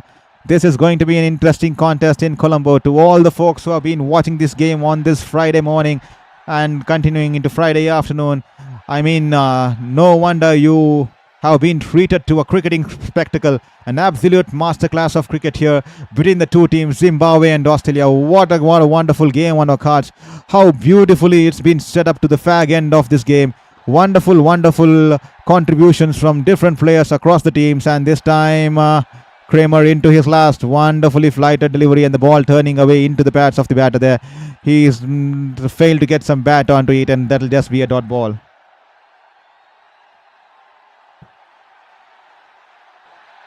To all the folks, please don't forget to hit the subscribe button. We are putting in a lot of efforts despite being in the remission phase, and every single subscription will mean loads to us. It will mean the load that we are putting in this fight, especially against the fifth cancer, and that will mean definitely a big reward for us, because we want all the support. We want you guys to stay tuned with us for a long time, so that will give me a purpose to wake up to and continue my motivation to pursue my passion, especially to doing justice towards sports journalism and to contribute towards positivity in sports journalism, unlike the other content creators who bring in a lot of cringe, using a lot of derogatory words, use memes to mock players and ridicule players. I mean, these guys are athletes, man. These guys have given their entire lives, and it's so hard to be an athlete, the discipline they bring about, and these content creators sitting at their home mock these players. And pretty surprising that a lot of people, especially the consumers, you, the audience, I mean, it's pretty frustrating to see a lot of viewers on those channels loving those sort of cringe content, and we have just crossed the 1,300 mark today across the 3 hours of stream, and those guys getting viewership above 50,000, 60,000. So it's definitely we are growing, and we need to show that sports is not something where you can ridicule athletes. And this time he goes towards the leg side in the air, and the batters will come back for 2 runs. That will be 2 runs there for Dwarcius there. The run rate now climbing to 13.20. That's the situation out there. So that's just my concern there, because I find it extremely funny that a lot of viewers prefer that kind of content where you talk cringe, where you ridicule players, mock the players, create memes on players, and talk derogatory words on players, use the slangs. But here we are only promoting sports in the rightest forms, as per sportsmanship spirits, in the right form of journalism. We are bringing you to just promote sports and positivity in sports, and how sports is an integral part of human development, and how it's an integral part of the community development. So here he is, a little bit short here. He rocks back to the back foot. He tries to pull, doesn't get good connection on the ball. One bounce towards the wide off fielder there at long on, and that'll just be 1 run. Good over there from Creamer. Just 5 runs coming off the first 5 balls. Can he end the over on a high note? Can he pick up a wicket here? Can he pick up the big wicket of Renshaw? Creamer running into bowl, the last ball of his spell. Can he get his first wicket here and remove the big wicket of Renshaw here? This time wonderfully bowled, and Renshaw drives it towards the wide off long off fielder there, and the batters can happily come back for the second run. And with that, 7 runs coming off the over. A beautiful over bowled under the circumstances. A wonderful over from Ryan Burl. He's bowled exceptionally today. Unlucky to not get a wicket. 4 overs, none for 33 under circumstances. 7 runs under this, especially in this pressure over situation. And Australia requiring 41 of last 18 balls. The required run rate now inching towards 14. Well, Malinaka's 321. You must be definitely starting to believe that this is Zimbabwe's game to lose. Zimbabwe should not easily, but Zimbabwe should be able to take the game away from Australia here. But definitely getting the wicket of Renshaw will be a key factor here. This could be the breakthrough moment. I'm starting to think Sikandar Raza is probably walking off the pitch. He wouldn't be bowling the 2 overs, I guess. He's struggling with his leg there. Definitely doesn't look like a cramp there. He's pulled a muscle out there. This could be serious concerns for Zimbabwe, not just in terms of this match, but in terms of this season too. He's been the leader. He's been the trump card with both bat and ball. And it's a difficult sight for the Zimbabwean fans to see. Not just Zimbabwean fans, even the cricketing fans all across the globe. And it's completely unfair to see the Zimbabwean skipper, who's given it all for this team, who's been a leader for this team, to walk away in such a manner, especially courtesy due to that injury. 129 for 6, 17 overs. And Evans running in, wonderful Yorker there, wonderful ball. Zimbabwe would need more of that Yorker length delivery, and he's managed to squeeze it towards the long on region, and he's given the strike back to Matt Renshaw. Matt Renshaw will be eager to have the most of the strike in the last 17 balls on hand, and this is looking like it's shaping down the wire there. Definitely 40 off 17 here. Evans running in wide of the crease here, and he's wrapped him on the pads, and he's appealing for an LBW. Is this going down the line? And the umpires not interested in that, and there was an easy single there, but Renshaw declining the single there. He wants to keep the strike. He wants to take as much strike as possible, with the run rate now climbing to 15. Wonderfully bowled, angled into the batter there, and it was probably a slower ball there, a unique grip of the ball. He comes in holding the ball with one finger, and then suddenly holds it onto the seam, trying to confuse the batter there, and that's been not out. This time wonderful ball, a Yorker length delivery. Once again, beautiful ball under circumstances here, and all Renshaw can do is squeeze it towards the long on fielder there. Zimbabwe will require much more overs like this, especially in the death, and he's bowled wonderfully. The previous ball definitely straying down the leg, way down the leg. Definitely that was missing the stumps. No chance there. Umpire clearly not interested in that shout from Zimbabwe, and Evans there. 39 from 15. Can Dwarshuis go big here? This time he goes in the air, and a beautiful catch there. A beautiful catch. Dwarshuis has been dismissed. He's plucked the catch from thin here. The Australian fans are surprised. The Australian dressing room is surprised. And beautiful catch. What commitment Zimbabwe have shown in the field today. It's the fielding that's winning their game today. They've already managed to save around 10 to 15 runs, especially that 6 and that boundary. And now this catch. It was in the arc, and he moves his front leg across, and the ball was traveling with immense force towards the deep mid-wicket boundary. A full stretch drive put in from the right, and he plucks the ball out of thin air. All the youngsters watching out here, that's how you need to take the catch. Had his eyes on the ball till the end, and never gave up on the ball. He puts in a full stretch dive, and 100% commitment there. Lands smoothly, the ball landing smoothly in his palms, and he's elated there. So are the Zimbabwean fans. What a wonderful catch. What a wonderful way to take a wicket. Definitely this wicket definitely needs to go to the fielder there. Poor ball considering the circumstances. Dwarshuis smashing it towards the leg side, and what a catch. What a fielding effort Zimbabwe have put in this game. Definitely it's the fielding that's going to win them this game. They have managed to save 15 to 20 runs on the field today, putting their body behind their line, and then also saving that crucial 6 a couple of overs ago, and that boundary. Especially Madande, the substitute fielder who walked in, he brought in the energy in the field. And 131 for 7 now. Australia, Nathan Ellis has come out in the middle, and a short of a length delivery, and he cuts it towards the cover region. The batters having sufficient time to cross over for single run there. Tony Munyonga, the fielder there, putting in the dive.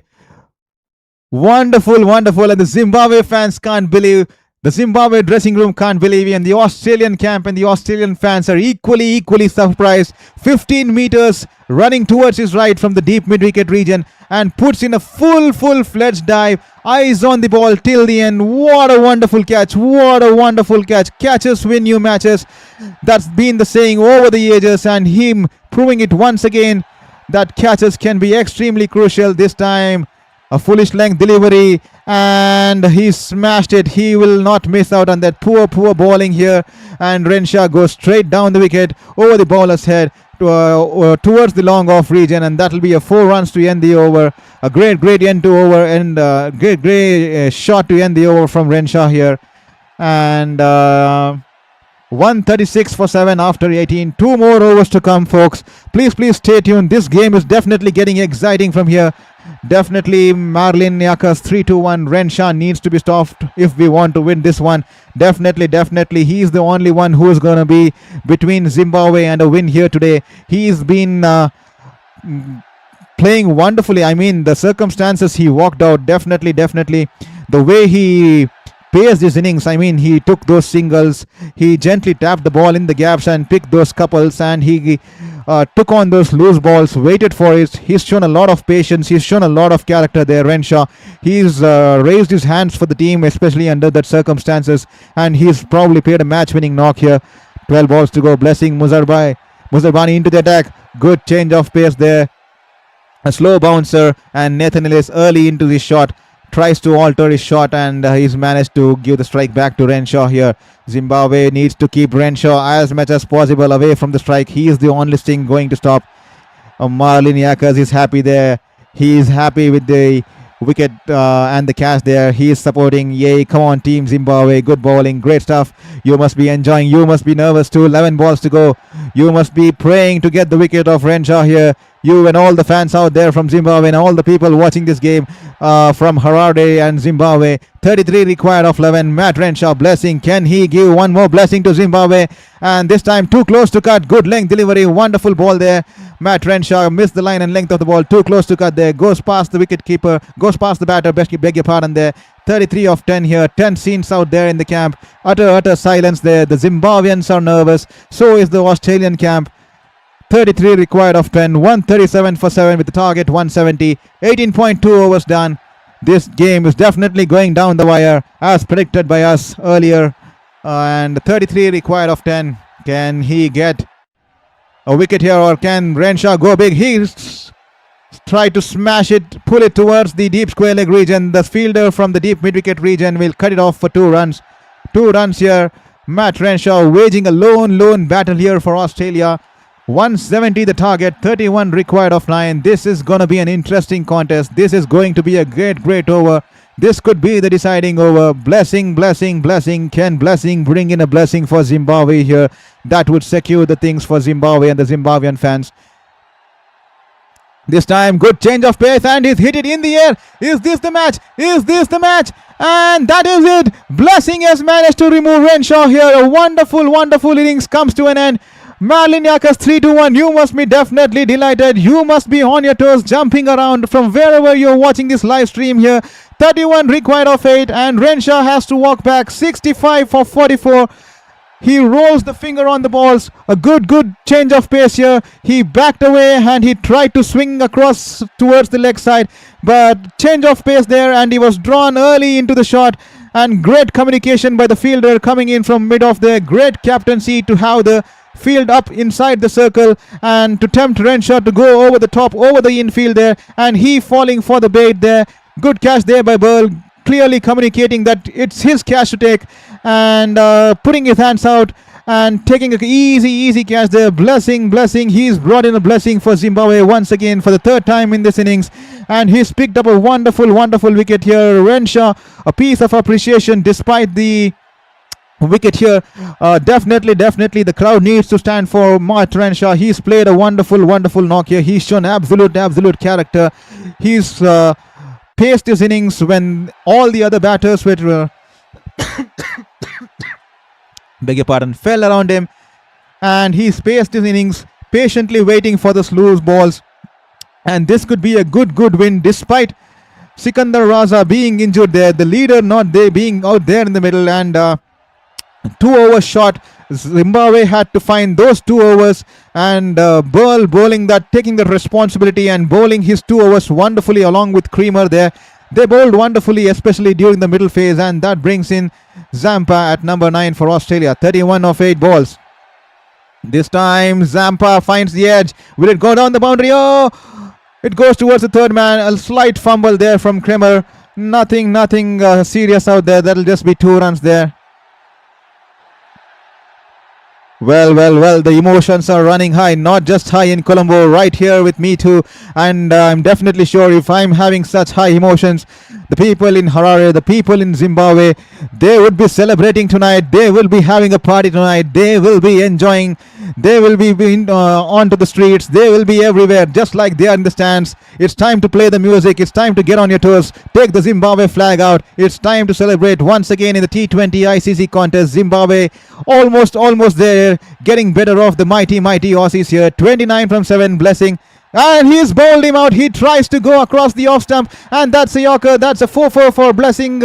He's picked up his 4th wicket of the afternoon, and he's cleaned him up. Zampa will have to depart. He tries to go across the off stump and tries to manufacture a shot, but Blessing, as accurate as ever. He's a clinical bowler for Zimbabwe, especially in this format. A beautiful cross-seamed ball. The ball dipping in slowly onto the leg stump, and he has the last laugh. He is elated. He pumps his fist in the air, and the Zimbabwean fans going crazy in the stands there. So does Sikandar Raza. The injury doesn't keep him silent here. He stands despite the injury. He's celebrating. He knows the importance of this win. He's been the leader of this team. He's brought this team so far. He's been a true leader, and unfortunately he was injured, but he's definitely cheering in from the stands despite the injury. The emotions running high for Sikandar Raza. This is going to be a good contest here. This is going to be a good turnaround of events, especially in this table here. This is going to spice up things in the T20 World Cup. Muzerbani, what a spell, picking up 3 wickets in his first game and picking up 4 wickets in this second game. He's raced to the second spot in the most number of wickets in this ongoing World Cup, just behind Van Schlackwijk, who's been exceptional, wonderful for USA there. Muzerbani, the match winner, wonderful, and he's proven why he's the match winner. He's the trump card, and Marilyn Akers commenting there. Indeed, Blessing has done a great job. Wonderful stuff there. Evans 29 from 6 to bowl to Ellis, and unlucky for the bowler there. A French cut, and the ball trickles down towards the boundary. A little bit of bad luck going Zimbabwe's way, but they shouldn't mind it. A 4 nevertheless, but this could be key in terms of net run rate here. Blessing Muzerbani, what a character, what a bowler, bowling in from that height, and the Zimbabwean camp extremely happy. What an over that was.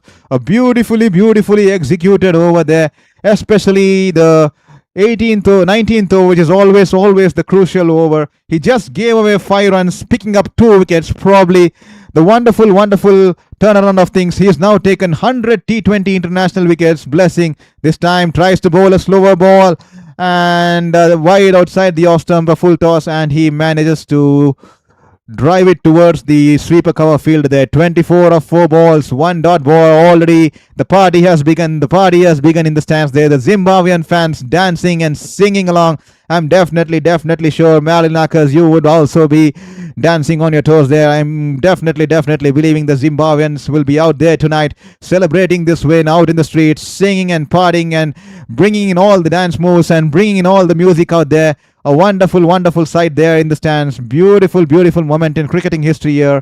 Zimbabwe 124 of 44, and that's the equation out there. Has he taken the catch? And he's had a shy at the stumps. Probably it came off the pads. A good length delivery, angling into the batter, and it hits his pad and rolls back in the air towards the bowler there. He's taken the catch, and he's had a shy at the batter's end, as the batter was found outside the crease there.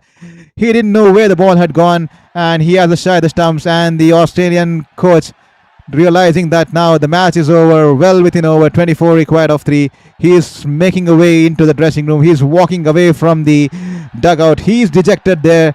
Donald, I think this is going to be a run out, an underarm throw, and He's out of his crease. He is out of his crease. That should be it. Sikandar Raza jumping in from the stands despite the injury. So is the Zimbabwean camp. The third umpire is going to signal out there. They've all watched it on the side screen that the batter is well shot outside the crease. And the Zimbabweans are up on the field. They have managed to defeat the mighty Australians here. What a turnaround in world cricket. This is a historical moment in world cricket. The Zimbabwean fans going crazy. Zimbabwe winning by 23 runs. What a great match on our cards on a Friday afternoon. To all those people who joined in, or all those people who are in the ground, to all those people who listened to a commentary or watched the game on TV or online, what a cricketing spectacle. You have been a witness to this wonderful moment of history in cricket here. Brad Evans blessing Muzerbani, Bennett batting wonderfully, and Sikandar Raza giving that late onslaught. And here is Sikandar Raza, despite the injury, limping towards the middle of the ground to celebrate along with Zimbabwe this historic epic win against Australia in the ICC Men's T20 World Cup. Blessing Muzerbani, a real blessing indeed for Zimbabwe. Just like Marilyn Acker's 321 has commented in the chat box. Indeed, Blessing has done a great job. No wonder he's been the trump card. First game too, he picked up 3 wickets, and here he has come back to pick up 4 wickets in this crucial game against Australia, the mighty Australian batting lineup. Bit of solace for Matt Renshaw, who waged a lone battle. Hats off to Matt Renshaw for showing character and putting up a fight. He's been phenomenal for Australia. I mean, the way he showed up, the way he's batted, the way he paced this innings. Unfortunately, he couldn't take Australia across the line, courtesy great bowling by the Zimbabwean pacers. So here is the scorecard put up to you onto your screens. Josh Inglis was gone early. Good catch there from the wicketkeeper Musekiwa with the bowling of Blessing Muzerbani. And Travis Head, unfortunate, chopping it on to his toes and the ball rolling back into the stumps. 17 or 15. Cameron Green and Tim David playing poor shots there. Cameron Green playing a loose cut outside the off stump and an under edge, and he was caught behind by the bowling of Evans there. Tim David once again, Muzerbani bowling a short pitch delivery, angling into the batter, and too less to no space to play the shot there, and he was cramped for room, and he was caught at the short fine leg fielder, and 2 ducks for, and he also fell for a duck there. And Glenn Maxwell, 31 of 32, he and Matt Renshaw tried to build a partnership. They built about 76 runs, but Glenn Maxwell was always behind the strike rate and run rate. He scored less than a ball, 31, with a strike rate of just 96.88. He failed to clear the boundaries on multiple occasions. He struggled to time the ball out there. And Marcus Stoinis unfortunately came out there in the middle. He was unfortunate. He was injured during the Australian bowling innings, and still he came out there in the middle, tried to force a shot, but unfortunately probably he was hit on the wrist, probably that causing some concerns, and he was caught out there in the deep wicket. And Matt Renshaw caught by the ball of Muzerbani. Wonderful change of pace there to remove Matt Renshaw, who was the only hurdle between the Zimbabwe and the victory today, and he was dismissed by Blessing. 2 wickets for Blessing in the 19th over. He clean bowled Nathan Ellis off in the 19th over, and then Evans picking up, doing the final proceedings in the day. He picked up, beg your pardon, I'm not sure who was the last wicket to fall. The run out was Matthew Kunman was run out by Brad Evans. I mean, he was hit on the pads and the ball went towards the bowler in the air, and he didn't know where the ball was, and he wandered outside the crease, and Evans, realizing it, throws an underarm throw into the wickets, and he was well short of the crease, and that bringing the historical win for Zimbabwe, a 23-run win against Australia in this Group B clash, coming in live from the R. Premadasa Stadium, Colombo, and Zimbabwe winning the game by 23 runs. And it will be party time, it will be celebration time. People will be out there in the streets in Harare today.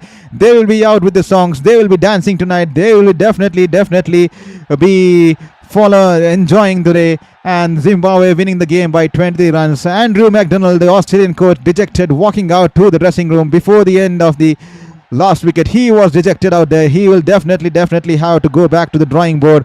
Some serious concerns out there for Australia in this camp, but they still have a lot of chances to stay put in this World Cup. Just like they made a comeback in the 50 over World Cup, they are never got to give up on it. They are going to come back stronger. As you always say, an injured lion is twice stronger. The Australians are currently injured now. They will definitely come back way stronger. They will be keen to go back to the dressing room, go back to the drawing board and put this defeat behind them, and will try to come back stronger. And as expected, the player of the match in today's game at R. Premadasa, Colombo will be Blessing Muzerbani. 4 overs, 4 for 17, an economy of less than 5. And he's been the deciding factor between Zimbabwe and Australia today. He's bowled wonderfully along with Brad Evans, who's picked up 3 for 23 off his 3.3 overs, including a run out too. And Graham Creamer bowled wonderfully, 4 for 33, and Wellington Mazagadza 4 overs, 1 for 36, and a bit of appreciation for Diane Myers and Ryan Burl, who had to lift their hand up to bowl the 2 overs, especially after Sikandar Raza was injured after bowling 2 overs. So though they had to bowl the remainder of 2 overs, those 2 overs would have been crucial, but they bowling decently, each giving 9 runs over in their respective overs, and Ryan Burl even managing to pick up the wicket of Maxwell. So once again, Muzerbani taking it, the big performance under pressure here. He has done it time and time in and time out for Zimbabwe. He's been consistent. He did it in the last game. He is doing it once again, and this time against the mighty Australian bowling lineup. Wonderful bowling there. And thank you, Marilyn Uckers, for engaging in the chat box there. Definitely motivating me to continue my passion for sports journalism despite my battle with my cancer there. Definitely, I have been a sports journalist all these years, and it was pretty frustrating to be out of the ground, to be out of action for the past 2.5 years. And this YouTube has given me a platform, and thanks to people like you who acknowledge our effort and acknowledge our inputs and giving those such kind of feedback and your messages. Thank you for your wonderful encouraging message. Definitely means a lot. Definitely means a lot what you are as a person and how you value this sports and how you want to see sports as. Definitely will try to bring in more sporting content. Thank you so much for all your comments. Definitely privileged to have such wonderful wishes from you. Thank you for your wishes, and thank you for encouraging and motivating me. Yes, definitely Muzerbani taking it again. Great stuff there from Zimbabwe. Definitely this is going to be a party scenes in Harare. Zimbabwe climbing above Australia in the Group B table here. They are now climbed to the second position. 2 games, 2 victories for Zimbabwe here. A big concern for Australia. Will they be out of the tournament in the group stage this time? Well, you never know. The game against Sri Lanka is going to be an exciting game. That could be a must-win game for Australia here. They will have to go back to the drawing board and pull things back here. So that's the scenario out here. To all the viewers who have joined us, to all the viewers who have been a part of this live stream, please don't forget to hit the subscribe button and the bell notification, and also share it with your friends and family and relatives and everyone who loves sports. This is just sports beyond cancer. Here we just bring in pure sporting action. Only we talk about sports. No cringe content here. No bringing derogatory comments. No doing memes on the players here. We don't do cringe content just like the other channels who crank up about a million views by doing cringe content. We just promote sports in the writer spirits, because my only motivation and passion in life is to promote sports in the community and bring positivity in the community, because these athletes have given their life behind becoming for the sports, and we need to encourage them. We need to promote sports in the right direction. It's pretty frustrating to see those kind of content creators and streamers who create memes and talk all the nonsense in the name of sports commentary. And also even more frustrating that they have so much viewership. There's so many viewers who call themselves as sporting fans and follow such kind of content. Absolutely unable to digest that fact there, especially coming being a sports person myself and a sports fanatic who has covered sports across the globe, right from the field, right across India and New Zealand. This is extremely frustrating, because that kind of content gets all the love, and we producing such kind of content, 3.5 hours of ball to ball commentary and trying to bring in professional sports commentary to you, and all we could manage to crank up is just 1,800 views. So it's pretty disappointing, but nevertheless, those 67 people who have been constantly watching this channel. I hope you enjoyed us, and you 67 people will be my constant, and you 61 people have definitely motivated me to come back more stronger, to come back more effectively, and to improvise myself, and to bring you much more exciting content, to bring you much more professional content, to bring you much more insights. We'll be keen to get to that 500 mark, and then we'll be planning to continue this on a long term, and then I can invest in better tools or better gears so that I can bring more exciting sporting content for you. Stay tuned, because we'll not just be covering cricket here, because I have been a sports journalist who has covered the Olympics in Tokyo, soccer across the globe, and across New Zealand especially, and multiple sports. So I am a passionate sports fanatic who loves sports, who loves the spirit behind sportsmanship, where sports promotes positivity in the community. 2.5 years battle with my 5th cancer. That's sidelined me completely. And now that I've entered remission, I'm taking this chance despite all the turmoil this time, but still gutted to do it from the comfort of my home. I always want to be on the ground taking the sports photographs like I did always all through my career, but this time I'm sitting in my room, in my desk, and covering the sports, doing my best towards contributing and continuing my passion for sports and sports journalism. I do not want to give up.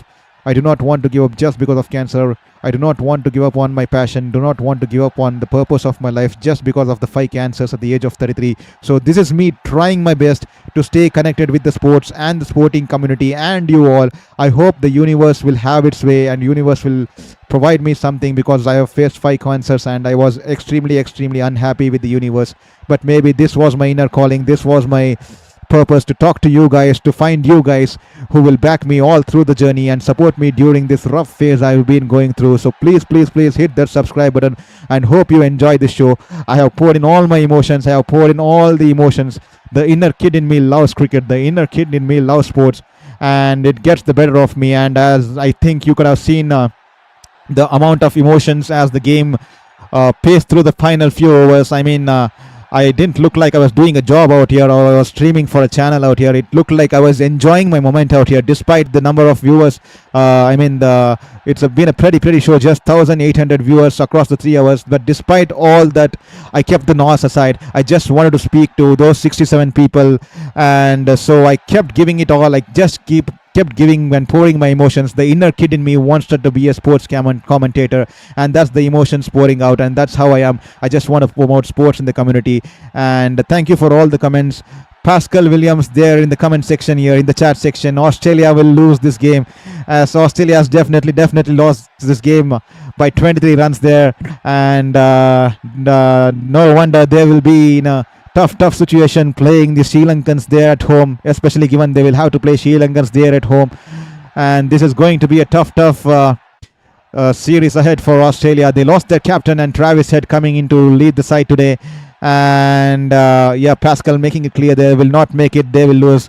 Okay, he's indicating that the Australians wouldn't progress ahead in this tournament here. Well, you never know. You cannot underestimate Australians like that. They've always been known to make a comeback whenever the lion is hurt. They come when an injured lion is more dangerous, as the saying goes. We will definitely know once the series progresses ahead, especially with Australia, the likes of Australia, the type of character, the type of personality these guys are. These guys will go back to the drawing board. They will try to put this defeat behind, and they will try to give it all. These guys have been the world champions on several number of occasions. They know to do it day in and day out. They have faced such kind of situations in their life many times, and they will be keen to make a strong comeback here. They will try to put this one-off defeat behind their heads and forget about the externals and concentrate on what's in their and concentrate on the controllables, and they will see to progress as a team. And Sikandar Raza, once again, he's walked to the presentation here. He has a laughter in his face. And Pascal Williams saying Zimbabwe will win these games. Yes, definitely Zimbabwe, at the rate they are playing, the wonderful way, they will be definitely bummed that the Sikandar Raza has been injured. They will need to assess his situation there. Will he be back to lead his team here?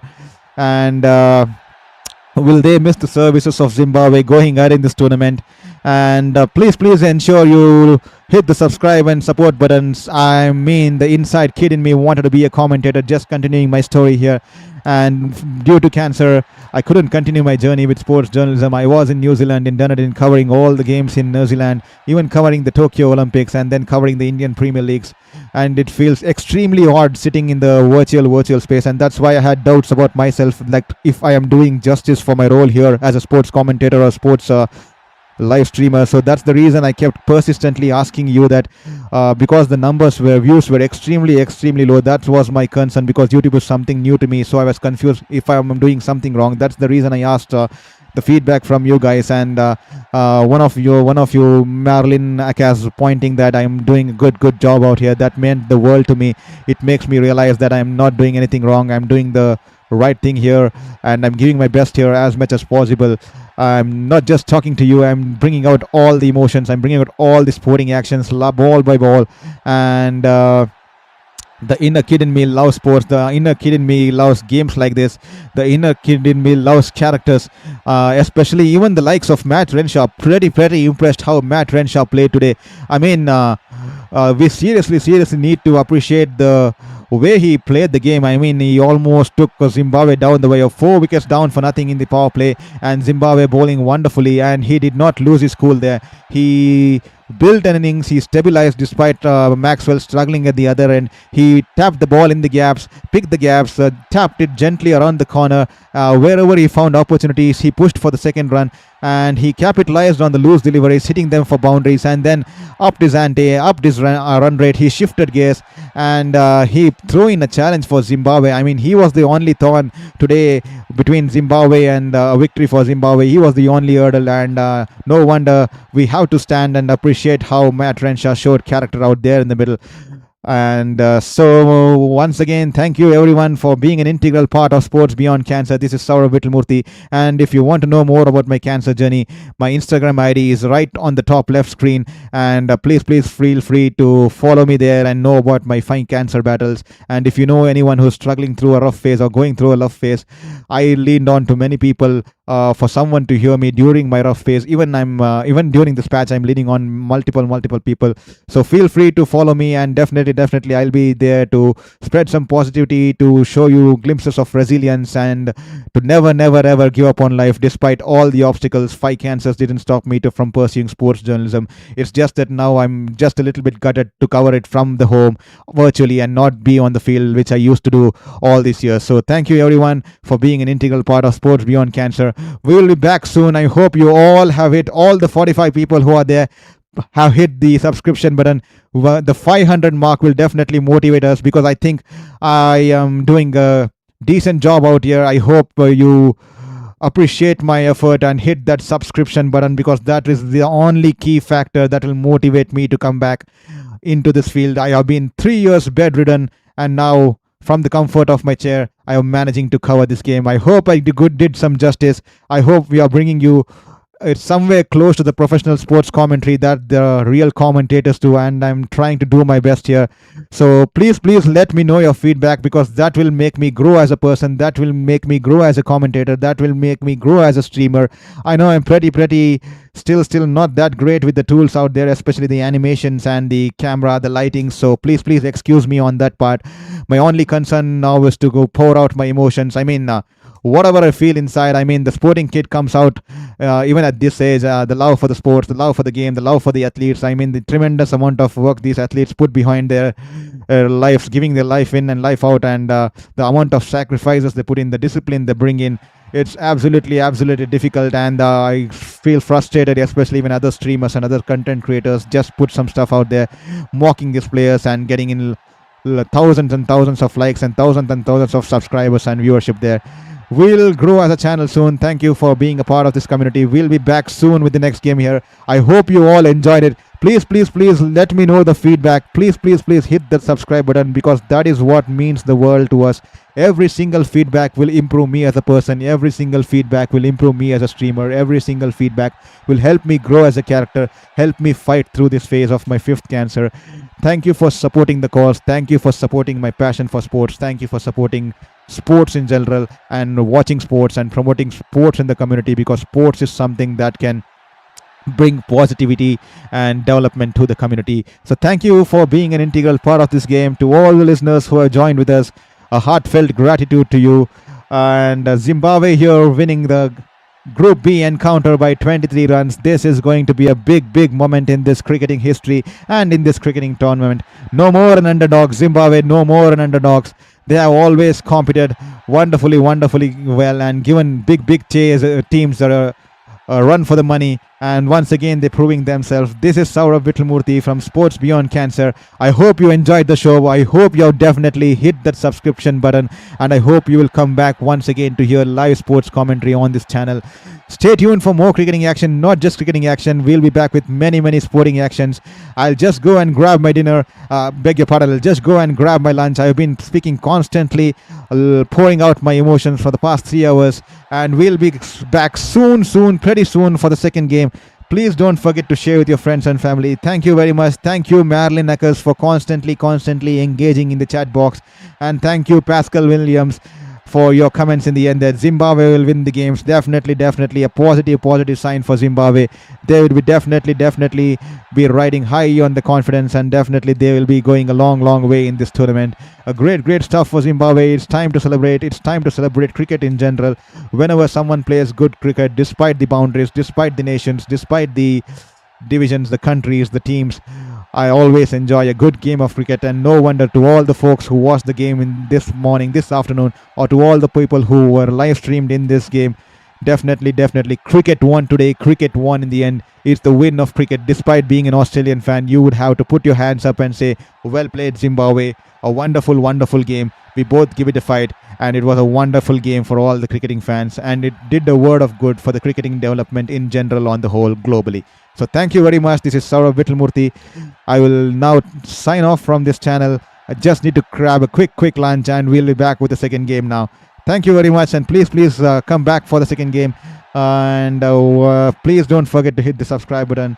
This is Saurav Vittalmurthy signing off from Sports Beyond Cancer. Please drop in that feedback. One feedback, that is what it matters to me, and the subscription button, that is all I'm asking for, because that will help me improve as a streamer, improve as a sports commentator. Thank you very much. Stay tuned for more action.